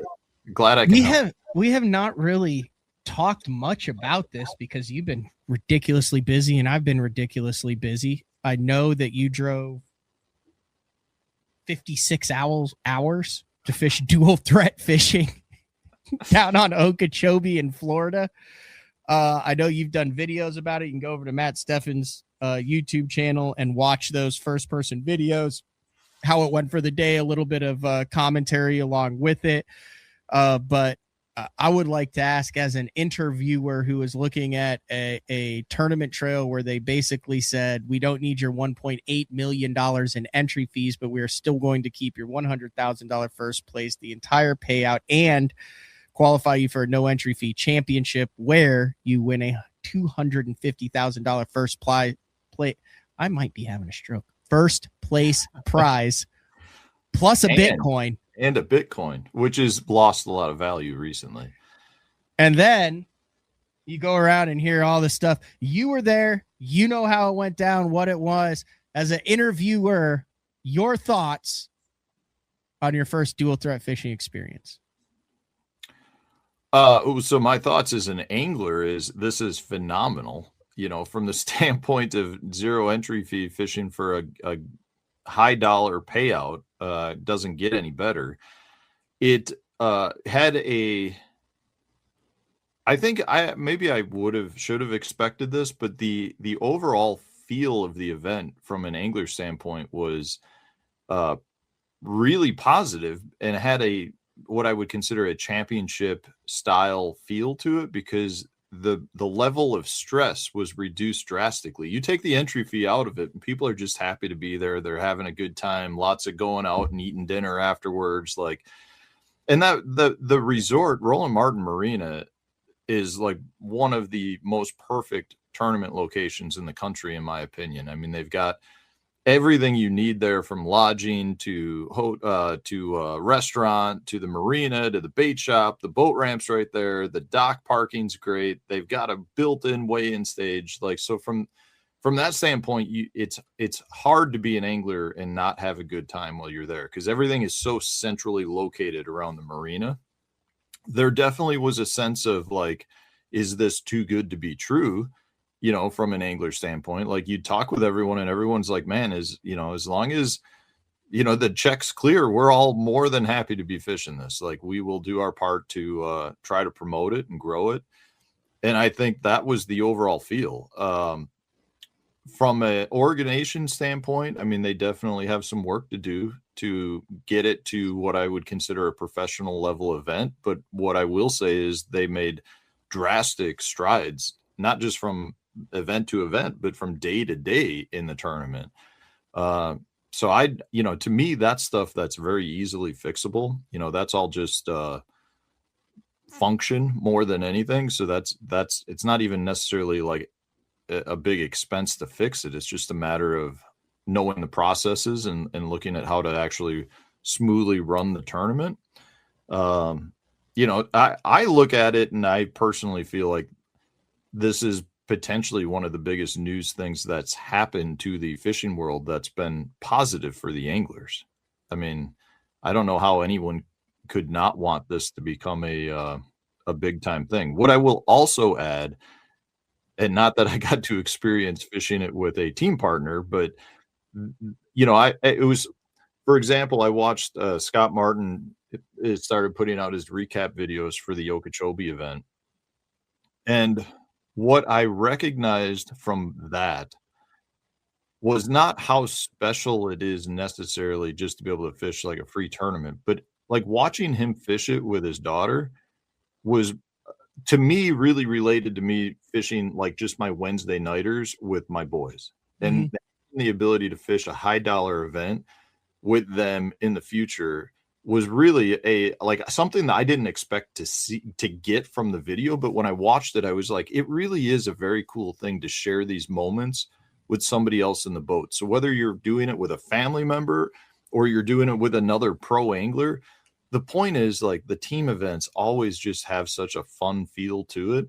I mean, they should at least. Doesn't mean you might not have two anglers that butt heads, but it just has a different feel where you're high-fiving, you're talking things through, you feel like you're in it with somebody. And for myself, I mean, growing up here in the upper Midwest, there are not many individual tournaments. Pretty much everything is team-based. So, like, I was fishing 25 local events with my team partner every year. I mean, it's just, he and I are great friends, and it was just awesome to be able to share those experiences and to see that happening in like some of the recap videos just makes me go, man, I do really think there's a place for this circuit. A lot of talk about where the heck is this money coming from? And I think that has been turned from a question into a negative somehow in a lot of media spin on this. Like, where's the money coming from? Destined to fail with no entry fees. What is the vibe from there? Have they told you anything about that? I mean, I know that the no entry fee thing seemed to be, but just as an angler, I know you're just speaking for your behalf, and I'm working on doing a show about this too. But what are your thoughts on that? Because the funny thing is I have no information on that. What I've been told is there was an investor that came in, put a lot of money down, and that's what's enabled us to fish for free. I do find it somewhat humorous when I see comments like you're getting here where, well, there's no entry fees, so it's destined for failure. What I think is somewhat entertaining out of that is, what are we comparing it to? Are we comparing it to the other organizations that are out there that are charging $5,000, $6,000 entry fees? Because as soon as we start talking about them, all the comments come out and say that they're destined for failure too. So from that standpoint, if you're going to say that it's better for the anglers to pay $5,000 or $6,000 entry fees, I would argue that that's one of the things that's killing our sport.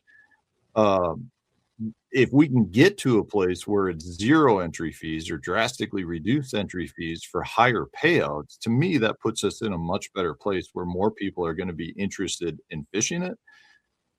What I would also argue, and I don't know that this is what's going on, but I would love for these people running dual threat fishing to maybe be thinking outside of the box, where they're going, listen, there's not enough money here for us to go to the traditional endemic sponsors, right? These companies have already given their marketing dollars to these other organizations.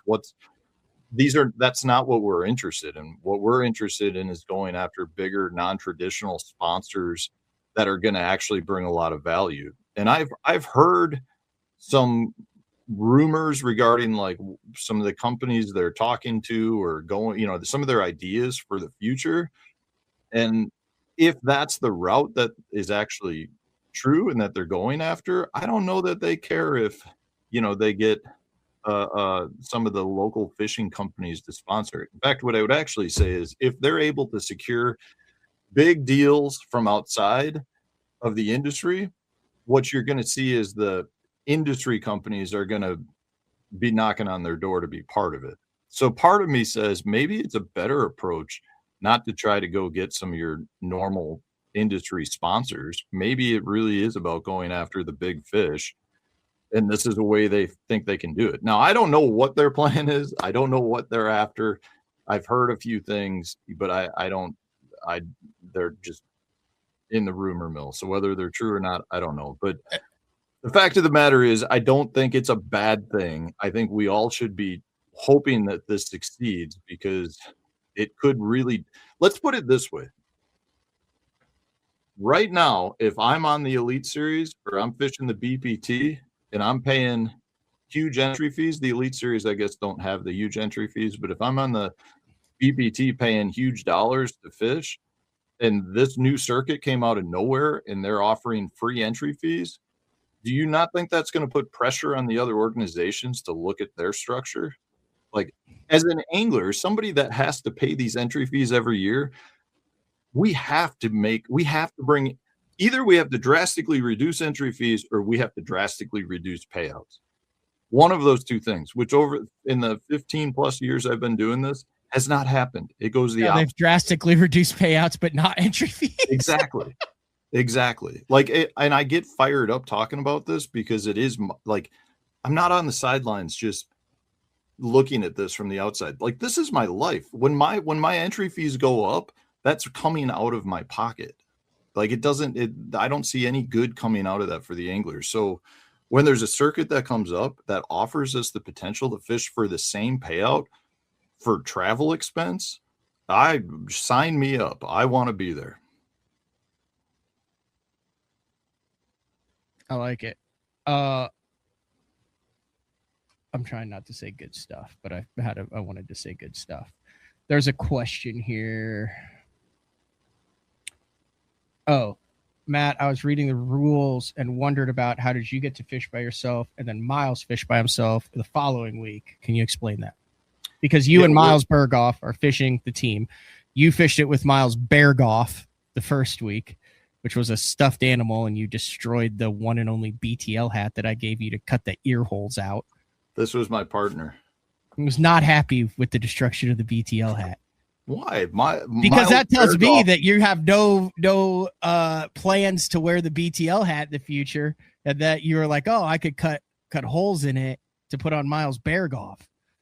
I've got backup BTL hats here. If you had been like, hey, I'm wanting to do Miles Berghoff, let's not use one of the limited run 30 in existence BTL hats to put on Berghoff.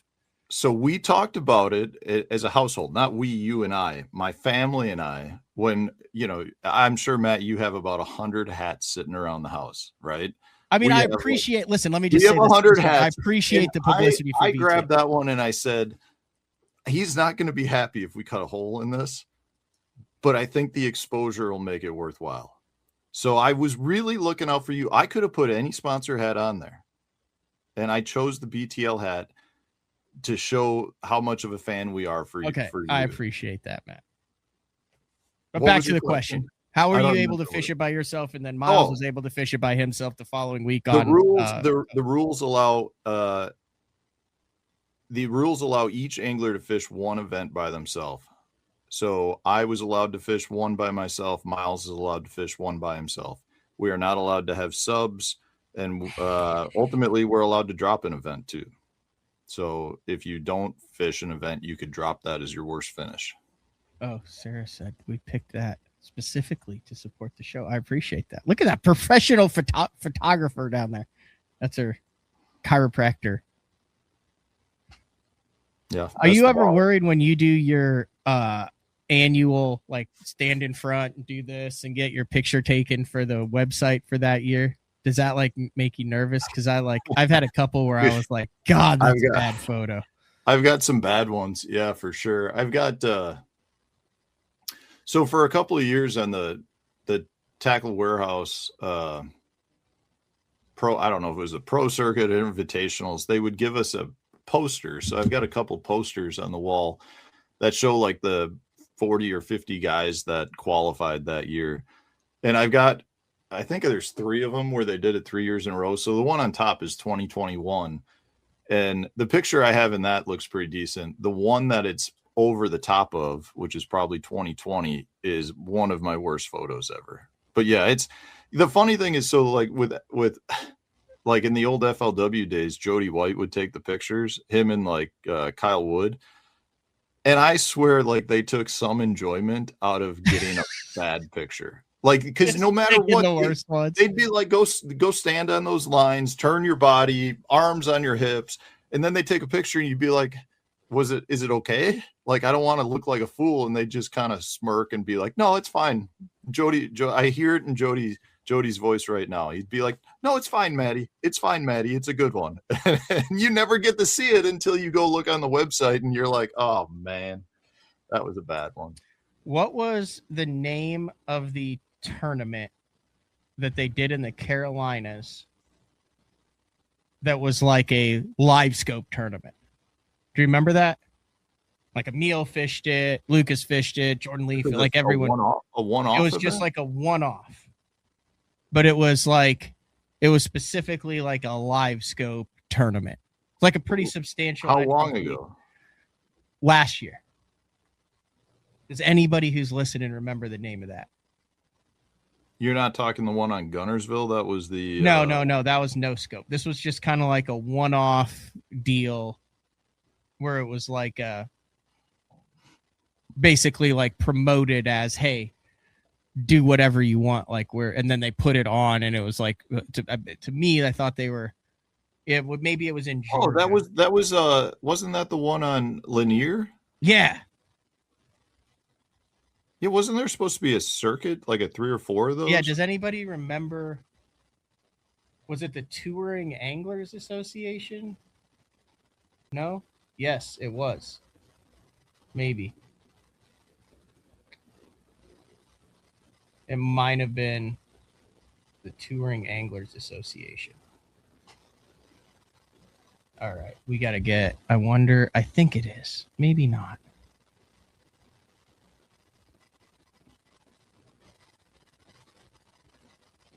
It was a no scope tournament? No, I thought it was a scope tournament. I think it was a no scope tournament because I think a lot of those guys did really good sight fishing. This is not the one I was thinking of because there's like weigh-in photos of it, and the way that the lighting is, it makes everybody look 75 years old. I don't know. I don't know where it was either. That was an interesting one. I wonder what happened to that one. Yeah, that's what I was going to say. I thought that was like 3 or 4 events. Didn't they have a whole... Chris Johnson won it. Equipment restrictions. Live scope, forward facing, and 360 all removed. Okay, you're right. Yeah. I was totally opposite on that. But Chris Johnson, Emil Wagner, Corey Johnson, Gussie, Cifuentes all finished in the top 10. It was a sight fishing tournament. Linear it's getting wild out there. There's all sorts of stuff going on, Matt. Your YouTube has been popping off. I've been watching it. I mean, you've been putting out some bangers lately. I have. Yeah, well, you did a little brush hog action. You went back into the well for the screw locks on shaky heads. Well, I did that. So that one, yeah, there's a whole big, a lot of people don't like screw locks because they shorten the amount of distance from the head to the hook point, and the worms don't release, so you can lose fish from it.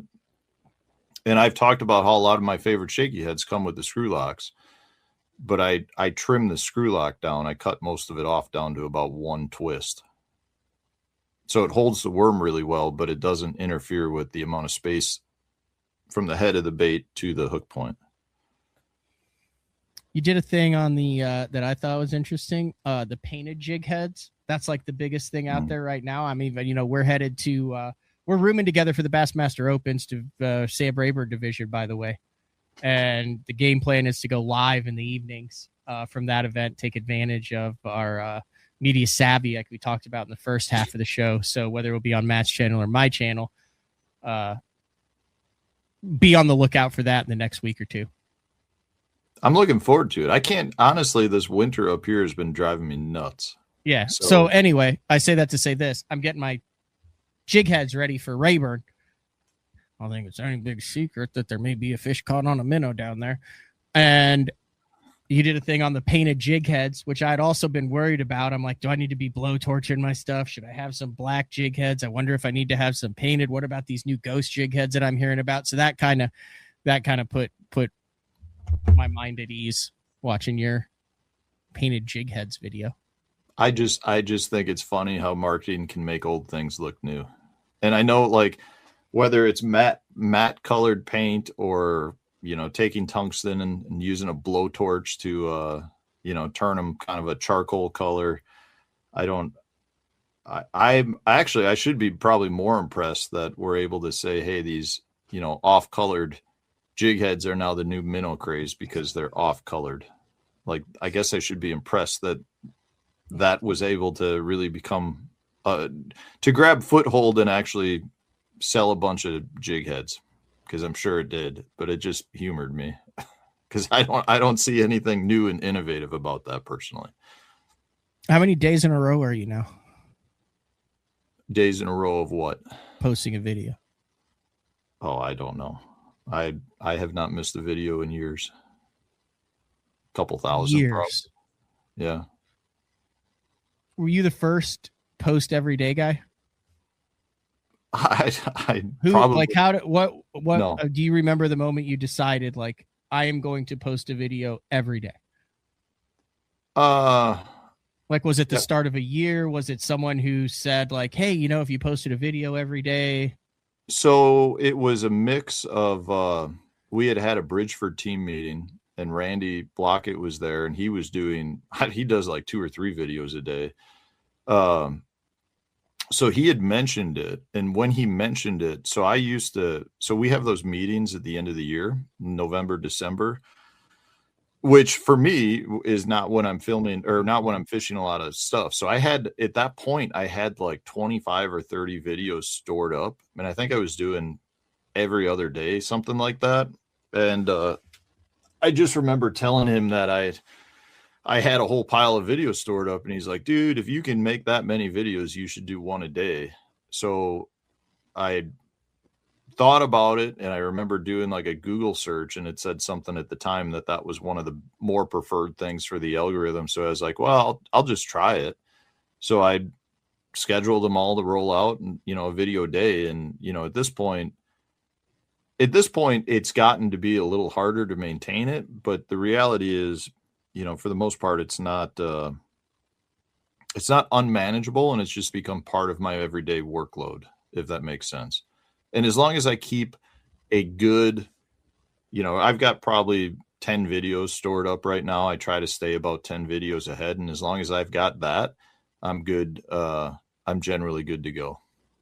What's wild to me is, like, I'm scrolling through and I went oldest to newest. So you've been doing it for 5 years. By the way, video a day, Hall of Fame idea by Blockett there.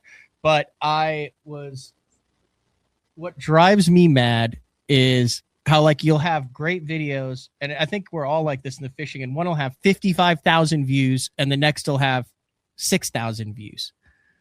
And they're all very similar. Is that not maddening as a guy who does all of this, trying to understand what makes one just go to the moon and another one that you've put more time and effort in? Just, yeah, well, the maddening part for me it's more of not having any grasp on what will do well and not do well. So, like, for me, I mean, there's times I put a ton of effort into a video and it does great. There's times I put a ton of effort in and it doesn't do good. And there's times I put a video together where, like, so a lot of my videos come from viewer questions, in okay. Comments where they're like, hey, could you do something on this? And I'll be like, well, that doesn't really necessarily make me feel all warm and tingly about the idea. But if somebody asked it, then I'll go ahead and use it and I'll make a video on it. And those will be ones that pop off. And I'm like, man, that is not something I thought would have been a good video. But yeah, I'm not the usual YouTuber that's out there really trying to get the views. I think I really have chosen specifically to try to make content that I actually think brings educational value. I'm not, I would probably be doing everything different if I was really trying to generate views, and it's not for me. I just don't, I don't have thick enough skin to want to engage in debates and hot topics. I'd really try to stay away from that now and just put out content that I feel like has value to somebody out there. And if that's the case, then it's worth it to me. But I know it's, I'm not going to get the big views that a lot of other people get. How often do you get like a email or someone who's like, hey, watch a tip, went out with my kid, we smashed him, thanks a lot, can't thank you enough, really that's got to be that's got to be the payoff, especially. That's what I mean. That's why it honestly, I say this a lot on my channel, that what motivates me is getting the feedback. When you have people that tell you a tip worked or helped, it's for me, it's very rewarding as an individual. But it's the other way around. So I mean, I probably have I don't get many negative comments, but when I get negative comments, it hurts my heart, man. Like and a lot of times I feel like they're so unjustified. Like, what do you get negative comments about? Like I cannot think of anything that you've ever published that could even be remotely interpreted as negative. The last one that really I got reamed out on was I did a video about professional level tournaments should not allow butt seats. And I personally think it's something that I can't see. I'm going to get reamed out again. I think butt seats limit the need for any sort of athletic ability. I think it helps anglers with control of the trolling motor. It helps anglers, use forward facing sonar. It helps anglers in rough water maintain balance. Like, if we're trying to be a sport, then that should all, there should be some sort of athleticness with respect to your ability to stand on the front deck and do it all without the help of a butt seat. And I also feel like there are other attributes that are not necessarily beneficial. I don't think it looks good on TV. I think it looks lazy in terms of if you're trying to bring new people into the sport.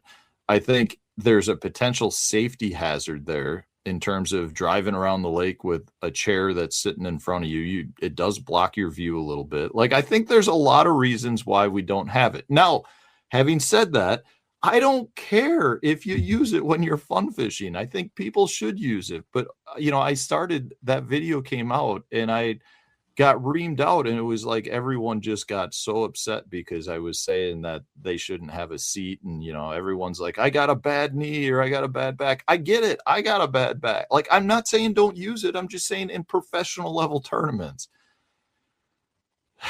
Anyways, I really got reamed out on that video for that one. Yeah, I think the problem was there. You were not saying that you were trying to take I'm not trying to take seats away, injuries and seats away or anything.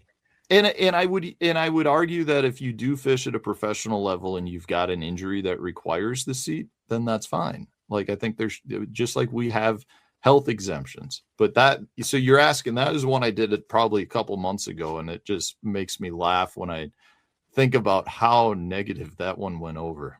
But that's what I mean. I don't have these. I'm reading the comments now. These are legendary. Here's a guy. He says, I couldn't give a shit less. I see no issue with that. I'm telling you, Matt, I don't have thick skin either. I love you, Matt, but get rid of butt seats and not FFS because of how it looks. ...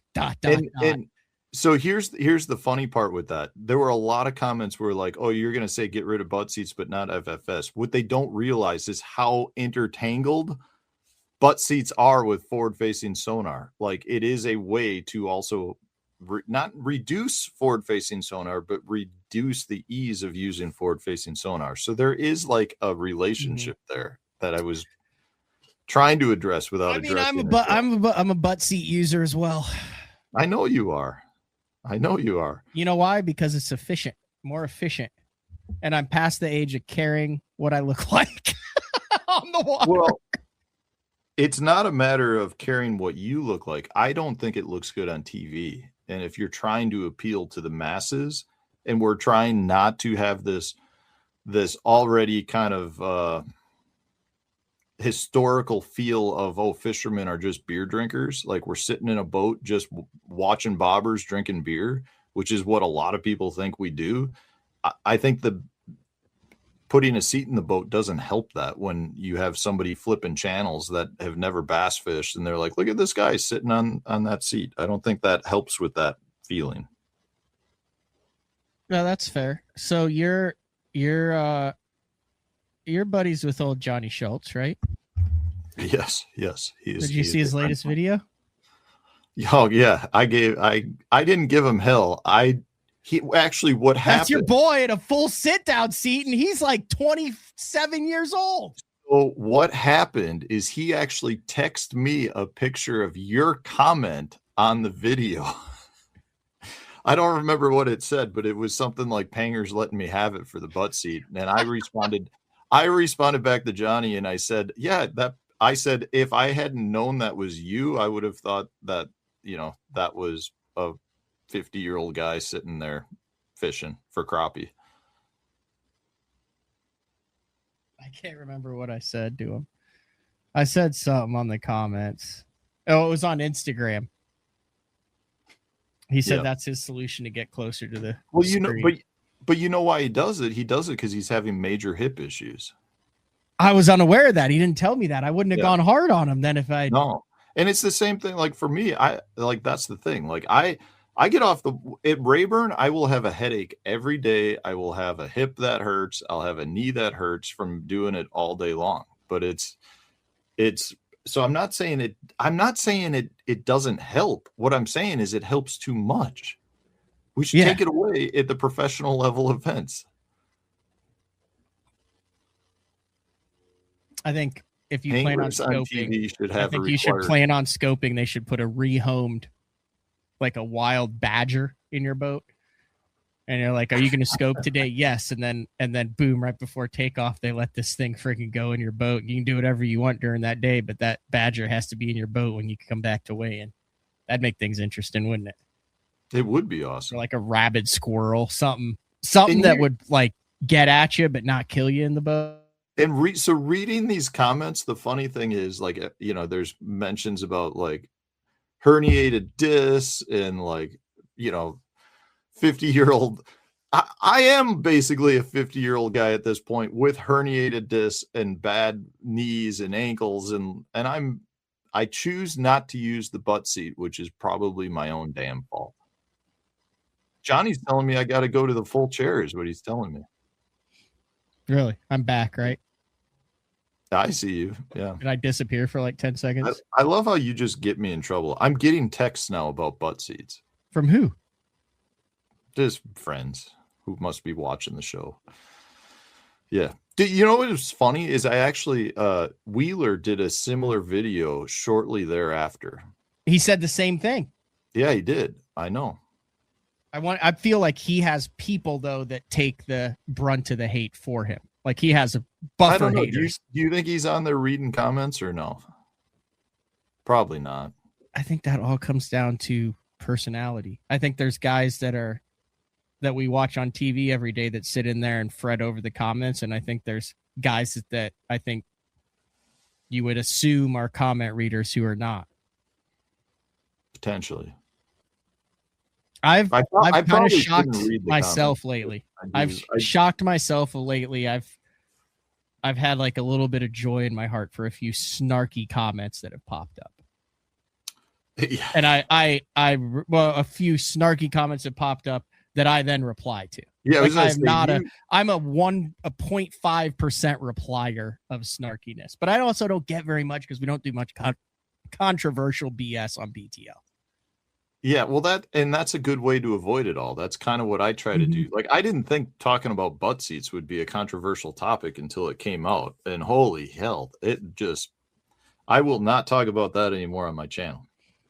I feel like you just approached it incorrectly. You could have approached it with a disclaimer at the beginning, which you did, but it wasn't like, hey, if this is how you enjoy the sport, like I'm literally, this video is aimed at 100 people. Yeah, I just not talking about it anymore. Mm-hmm.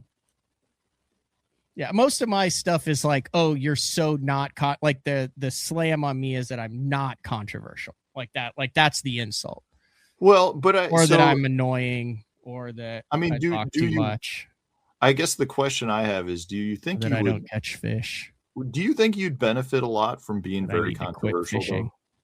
Like, do No. you actually think like if you turned into this, we're gonna just go bounce No. and I don't think that would necessarily help the channel at all. I legitimately, when I started doing BTO with Mark Jeffries, and I know everyone's gonna say, oh yeah, I legitimately did it for 5 years, doing it every single day with Mark Jeffries, like with no money, like barely getting, like my parents helped me get by with like an apartment in Norman, Oklahoma to do it, because like the money just wasn't there. Like I was traveling, covering the Elite Series, and I was doing it every day, and I thoroughly enjoyed it.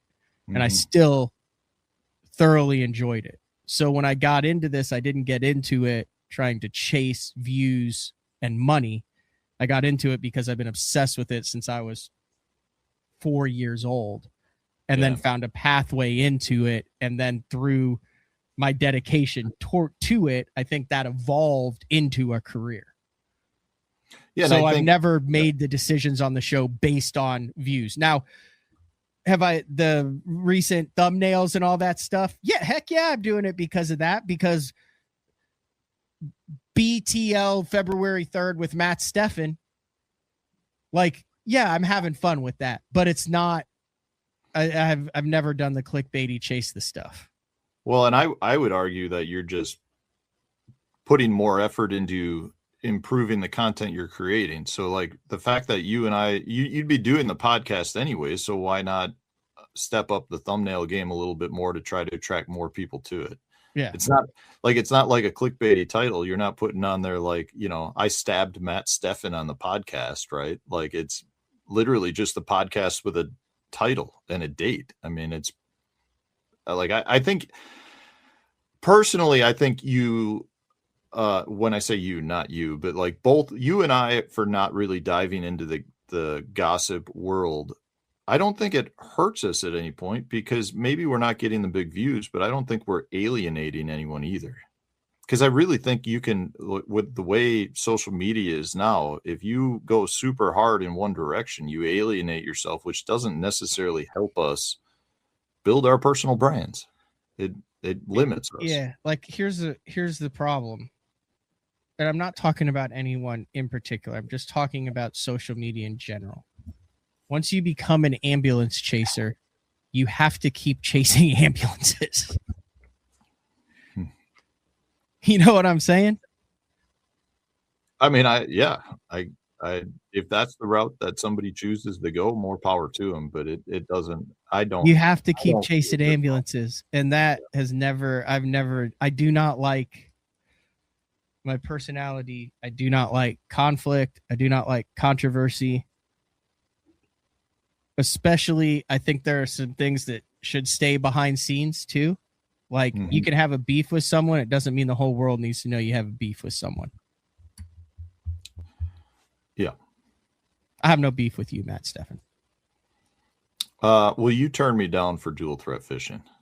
I did not turn you down. We sat at a diner on our off day at Leech Lake last year, the day the dual threat schedule came out. Right? You remember that? Was that the Sasquatch diner? Yeah, that one in that town that has the most sightings ever. I read it out loud. I said, that schedule is amazing. I looked at Miles Berghoff, the real one, and I said, what do you think? He said, it's a good schedule. And I got nothing. I looked at you and you said, I'm not doing that. And then I looked at Blake Schroeder, and Blake said, I'm already thinking about doing it. The reason that it was not on the table for me 100% was schedule and time of my life. Because I got married in October. I've revamped a bunch of stuff. I don't even think you were engaged at that point. I got engaged last April. Oh, all right. Well, it's fine. Like April 19th. That's when I got engaged. I'm impressed. I remember that. I actually think you would love it.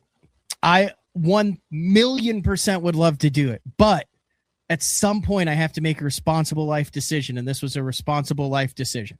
Would Court have let me? Absolutely. Would it have been smart for me in the business at the stage I'm in my life right now? No. That's why I'm not fishing all the opens. Top 35 and all the opens get in to the EQs. I mean, I have 40, 50 guys that are doing it. Like, hypothetically, that's your freaking in. You just go and don't just absolutely suck in 8 in a row. You're in the top 35 by the end of the year just because it's a war of attrition. But the same reason that I didn't do the dual threat is to say, I mean, I didn't apply. It's not like they asked me. Is that true? I talked to one of the guys. He said he thought there was around 50. And I didn't realize they even do that. They take from the top. If you fish all 8, and finish in the top 35. You go straight to the EQs. So they actually do a total points for both divisions? Yes, top 35. You fish it all. You didn't know that?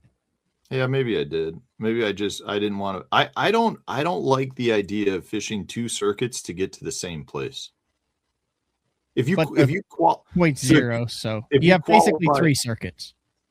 Yeah, well, yes, but I don't like the idea of Division 1, Division 2, and top being that, like you said, you're not going to make any money realistically fishing the opens. I don't like throwing more money away to try to get to the same place. Meaning, if you qualified in all 3 divisions or both divisions, at that point, I'd feel like I just threw money away to qualify in a division I didn't have to fish. I realize it gives. I won't argue that it gives you a better shot to get in. It just seems like. I just would rather do it in one division.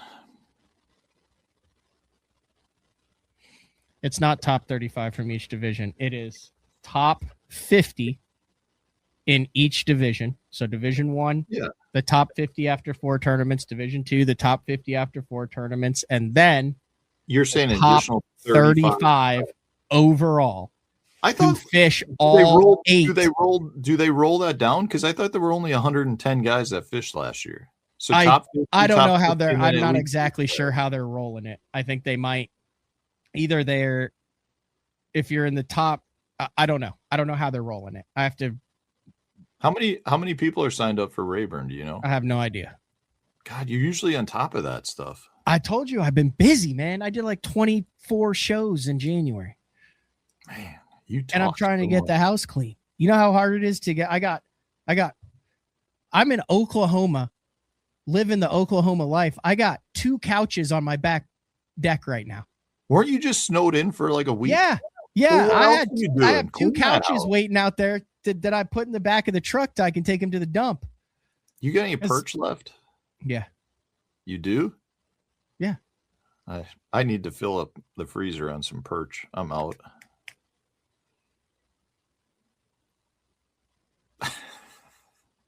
It is. Travis Manson tried to sell some on his show last night.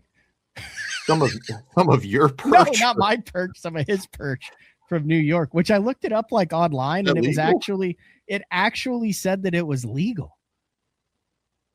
It said that it's not considered like one of these game fish, and that as long as you abide by the rules, you can legally sell yellow perch in New York.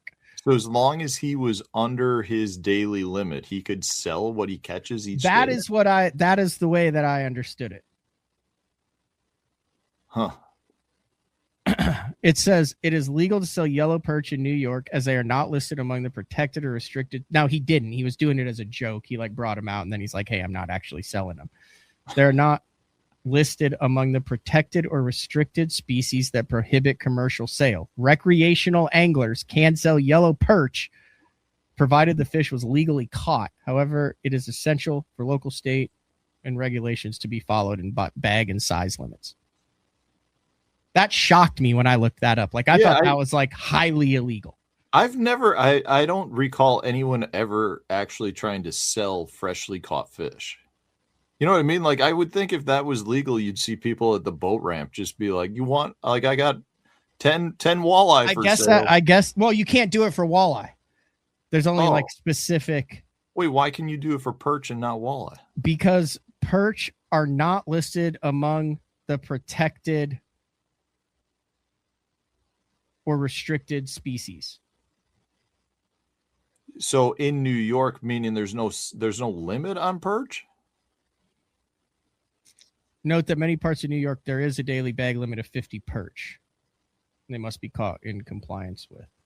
Man, I'll tell you what, Lake Champlain, I've never seen schools of perch like I've seen on Lake Champlain. I know it's a major issue every time I've been there. I get very distracted. Like, you go into a shallow bay and the whole bay moves. It's unbelievable. You might have to hook me up with those. I'll show you bays. where to catch. There's no bass there, I can tell you that. It's all perch. Solid sand. Interesting. Chuck's saying there's a place in New York around Champlain where you can take them and they'll give you a buck of perch. Interesting. All right, I know you got a busy day. One of the cool things that Bassmaster is doing, if you guys are interested in it, is they are doing a fan cam.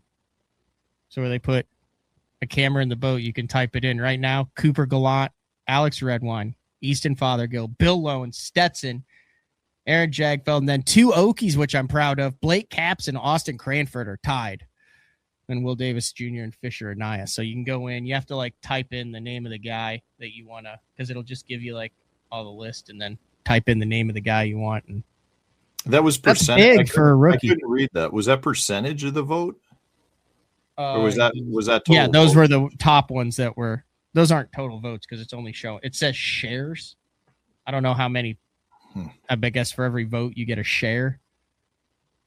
But I mean, out of all the guys that could have it, like to have Blake and Austin up there is pretty cool. Well, it's interesting to see that those are the anglers. You would have thought it was more of the traditional powerhouse names. Cooper's got a big following though. He's got all Canada behind him right now. Yeah, a lot of the ladies like Cooper there, so I'm sure they're on there voting early and often. Who did you vote for? I voted for, so it lets you vote twice. So I voted for both Blake and Austin. Like both good dudes, both need the camera time. You know what I'm saying? Like I couldn't pick one over the other. Yeah. But you can go, I don't know whether it recorded it, but you can go in and like vote. And they do that for every tournament now, right? Numerous times. I don't know. It says voting ends February 4th. Today's February 3rd. Are they doing it for the opens? I have no clue. I think there's only 6 cameras for the opens now. But it's only last day, isn't it? Yeah, but it had been 10 cameras. I think it's down to 6. So you better be in the top 6 at Rayburn. I'm looking forward to Rayburn. Flipping all them flooded cypress. There won't be a cypress. There won't be a piece of wood anywhere close that was naturally grown there. All right, let's hit it with that famous music. I appreciate it. That was a fun show. We covered a lot of topics. A very serious show. Usually we just have a lot of awkward banter back and forth, and then I call Matt and I'm like, "Was that a really good show?" It's like it was a really good show. I feel like we actually tackled some pertinent topics in the world of professional bass fishing today. Well, you laugh like you're unsure of that statement. I'm always unsure after I get off the show as to I don't ever know where it's going, and I don't ever know how it'll be received. But I'll guarantee you I'm going to have nasty comments about butt seats in my inbox. We'll see how this show ends, because I turned the background music off and it didn't stop. I turned it off about 20 seconds ago and it's still going. Oh, there we go. We're back on it. Do other shows that you're on, you get off of the show and you have warm and fuzzies, or this is the only show that you question the validity or the quality of the content? Well, I feel like this is one of the few shows I get off and I actually further discuss with the host as to how the show went.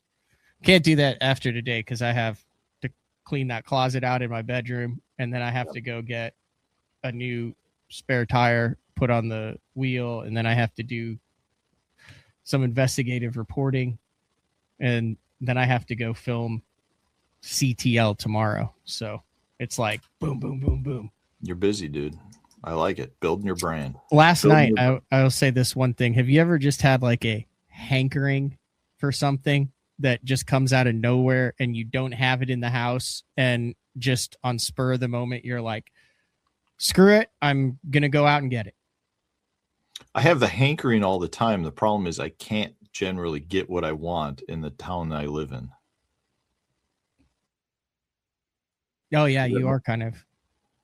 Like, I'm saying, like, I want a good slice of pizza. We don't have, like, what I consider good pizza or something along those lines. Generally, we don't have it. What did you have a hankering for? Not the cup of ramen, not the ramen that's in the packages where it's shaped like a brick, like the prison ramen that you, like, snort the flavor packet, eat the ramen, that one. But the ramen that is in the big bowls. They're still $1.30, but they're like the spicy beef ramen, and they come in the big bowl, and then you put the like paste in afterwards and stir it. Yeah. I had a hankering for those. So I ended up going at 9:00 last night to make a high quality top ramen run. Do you have a good place to get actual good ramen? Yes. It's in the city though. But legitimately, like this is like 10:00 at night. This is what I was doing. Oh man. Just a cart full. That was $9 worth of top ramen. And that's expensive. When we were in college, you buy them little orange ones, the little bags, the bricks of them for like 10 cents. I think they were like 10 for $1 all the time.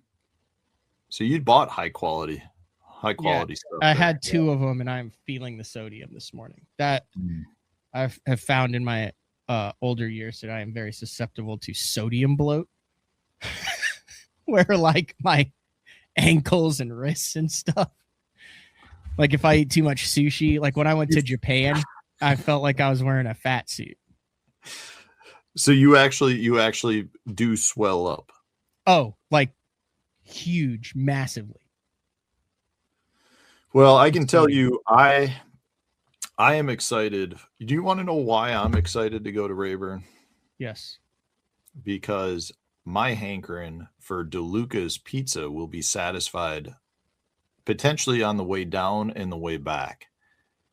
It is potentially my favorite pizza joint in the country is in Hot Springs, Arkansas. And I just happened to drive basically right through there on my way to Rayburn and back. Very nice. Are you going to bring some for the house? I was thinking about it. Yeah. I'll Venmo you. It's fantastic. The key is I'll know better when we get closer, because you have to basically order the day ahead of time. They only make so much dough and they're out when they're out. So like you can't just call them on a whim and be like, I want a pizza. It's like you have to plan for it. So as I get closer, I will take care of it. But yes, I probably will be coming down with 3 or 4 pizzas, which will be cold. Can you also? Did they ever chill out on the price of the beer? Did they chill? What's the name of that? What do you want? Spotted Cow? Yeah. Did they ever chill out on that, or is it still like $97 for a 24-pack now? Well, it's not that expensive, but it's probably $40 for a case. Yeah, I need a case of Spotted Cow as well, Matt Stefan. We can make that happen. Bottles or cans? I would like bottles, but I would prefer cans for storage. They fit better in your boat cooler? No beer in the boat, Matt Stefan. I know. Good joke. Here, look at this pizza. Look at this. Oh, that does look good. That's in it. What is that style is that? It's new. This is New York style pizza is what it is, but it's so good, dude. So Josh, who's like that's a big pizza right there. New York style. So he's got the kokanee. So I've got 20 a rack of kokanees, and then you've got the Spotted Cow. I'll bring you some. Spotted cow is that expensive? Is not. It is like they've increased price drastic, like really quite a bit in the last year. How many did we get at the Tackle and Booze or whatever it's called? Taps and Tackle. Yeah. I think you bought like 4 cases, maybe took back to. And I think it was wedding? $170 for 424 racks of Spotted Cow. I'm gonna Google it quick, see what we can find. That's an I was outlandish surprised amount too. of money.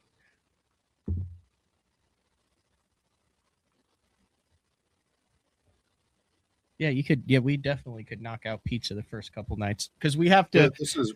We have to it do the says cooking $32 for a 12-pack of bottles, and that's before taxes. So for a 12-pack. no, that's for a 24. Oh no, that might be a 12-pack. Oh, anyways, I'll bring you some. Okay. One night though, whatever we do food wise, one night, the Stomp. Yeah, we Gotta should go go to the there. Stomp. I also want to go to the sushi place one night. There's a sushi place. Well, we got Thai, but it had you guys ate sushi. I was getting like pad Thai. Where was that? Down in Jasper. It was really good. We went a couple nights. We drowned our sorrows. Yeah, I 100% remember that. Yeah, we can definitely do that. They will also have this time they'll have crawfish, I believe. At the Stump? Well, that neck of the woods is I believe it's crawfish that season, isn't it? Mm. When is crawfish season? I know when I was down there pre-practicing that they were pretty pumped that the crawfish were coming in. I don't know when crawfish season is. I would say there's a time that you're mid-January through June. Oh, that's half the year. We'll have to do a crawfish night. That sounds like fun too. All right. Thank you very much. I enjoyed that show. Thanks for having me on, Matt. Not very many negative comments, so I think we got away scot-free. That's good. I'll sleep better tonight. Yeah. All right. I don't know why I talk about my music and now my music's not working. I have no idea if the show's going to save or not. Interesting. All right. This has been another edition of, well, I'll let you get off the screen and then I'll try to figure it out. Thanks, Matt. See ya. See ya. All right. This has been another edition of BTL. Fast Talk Live.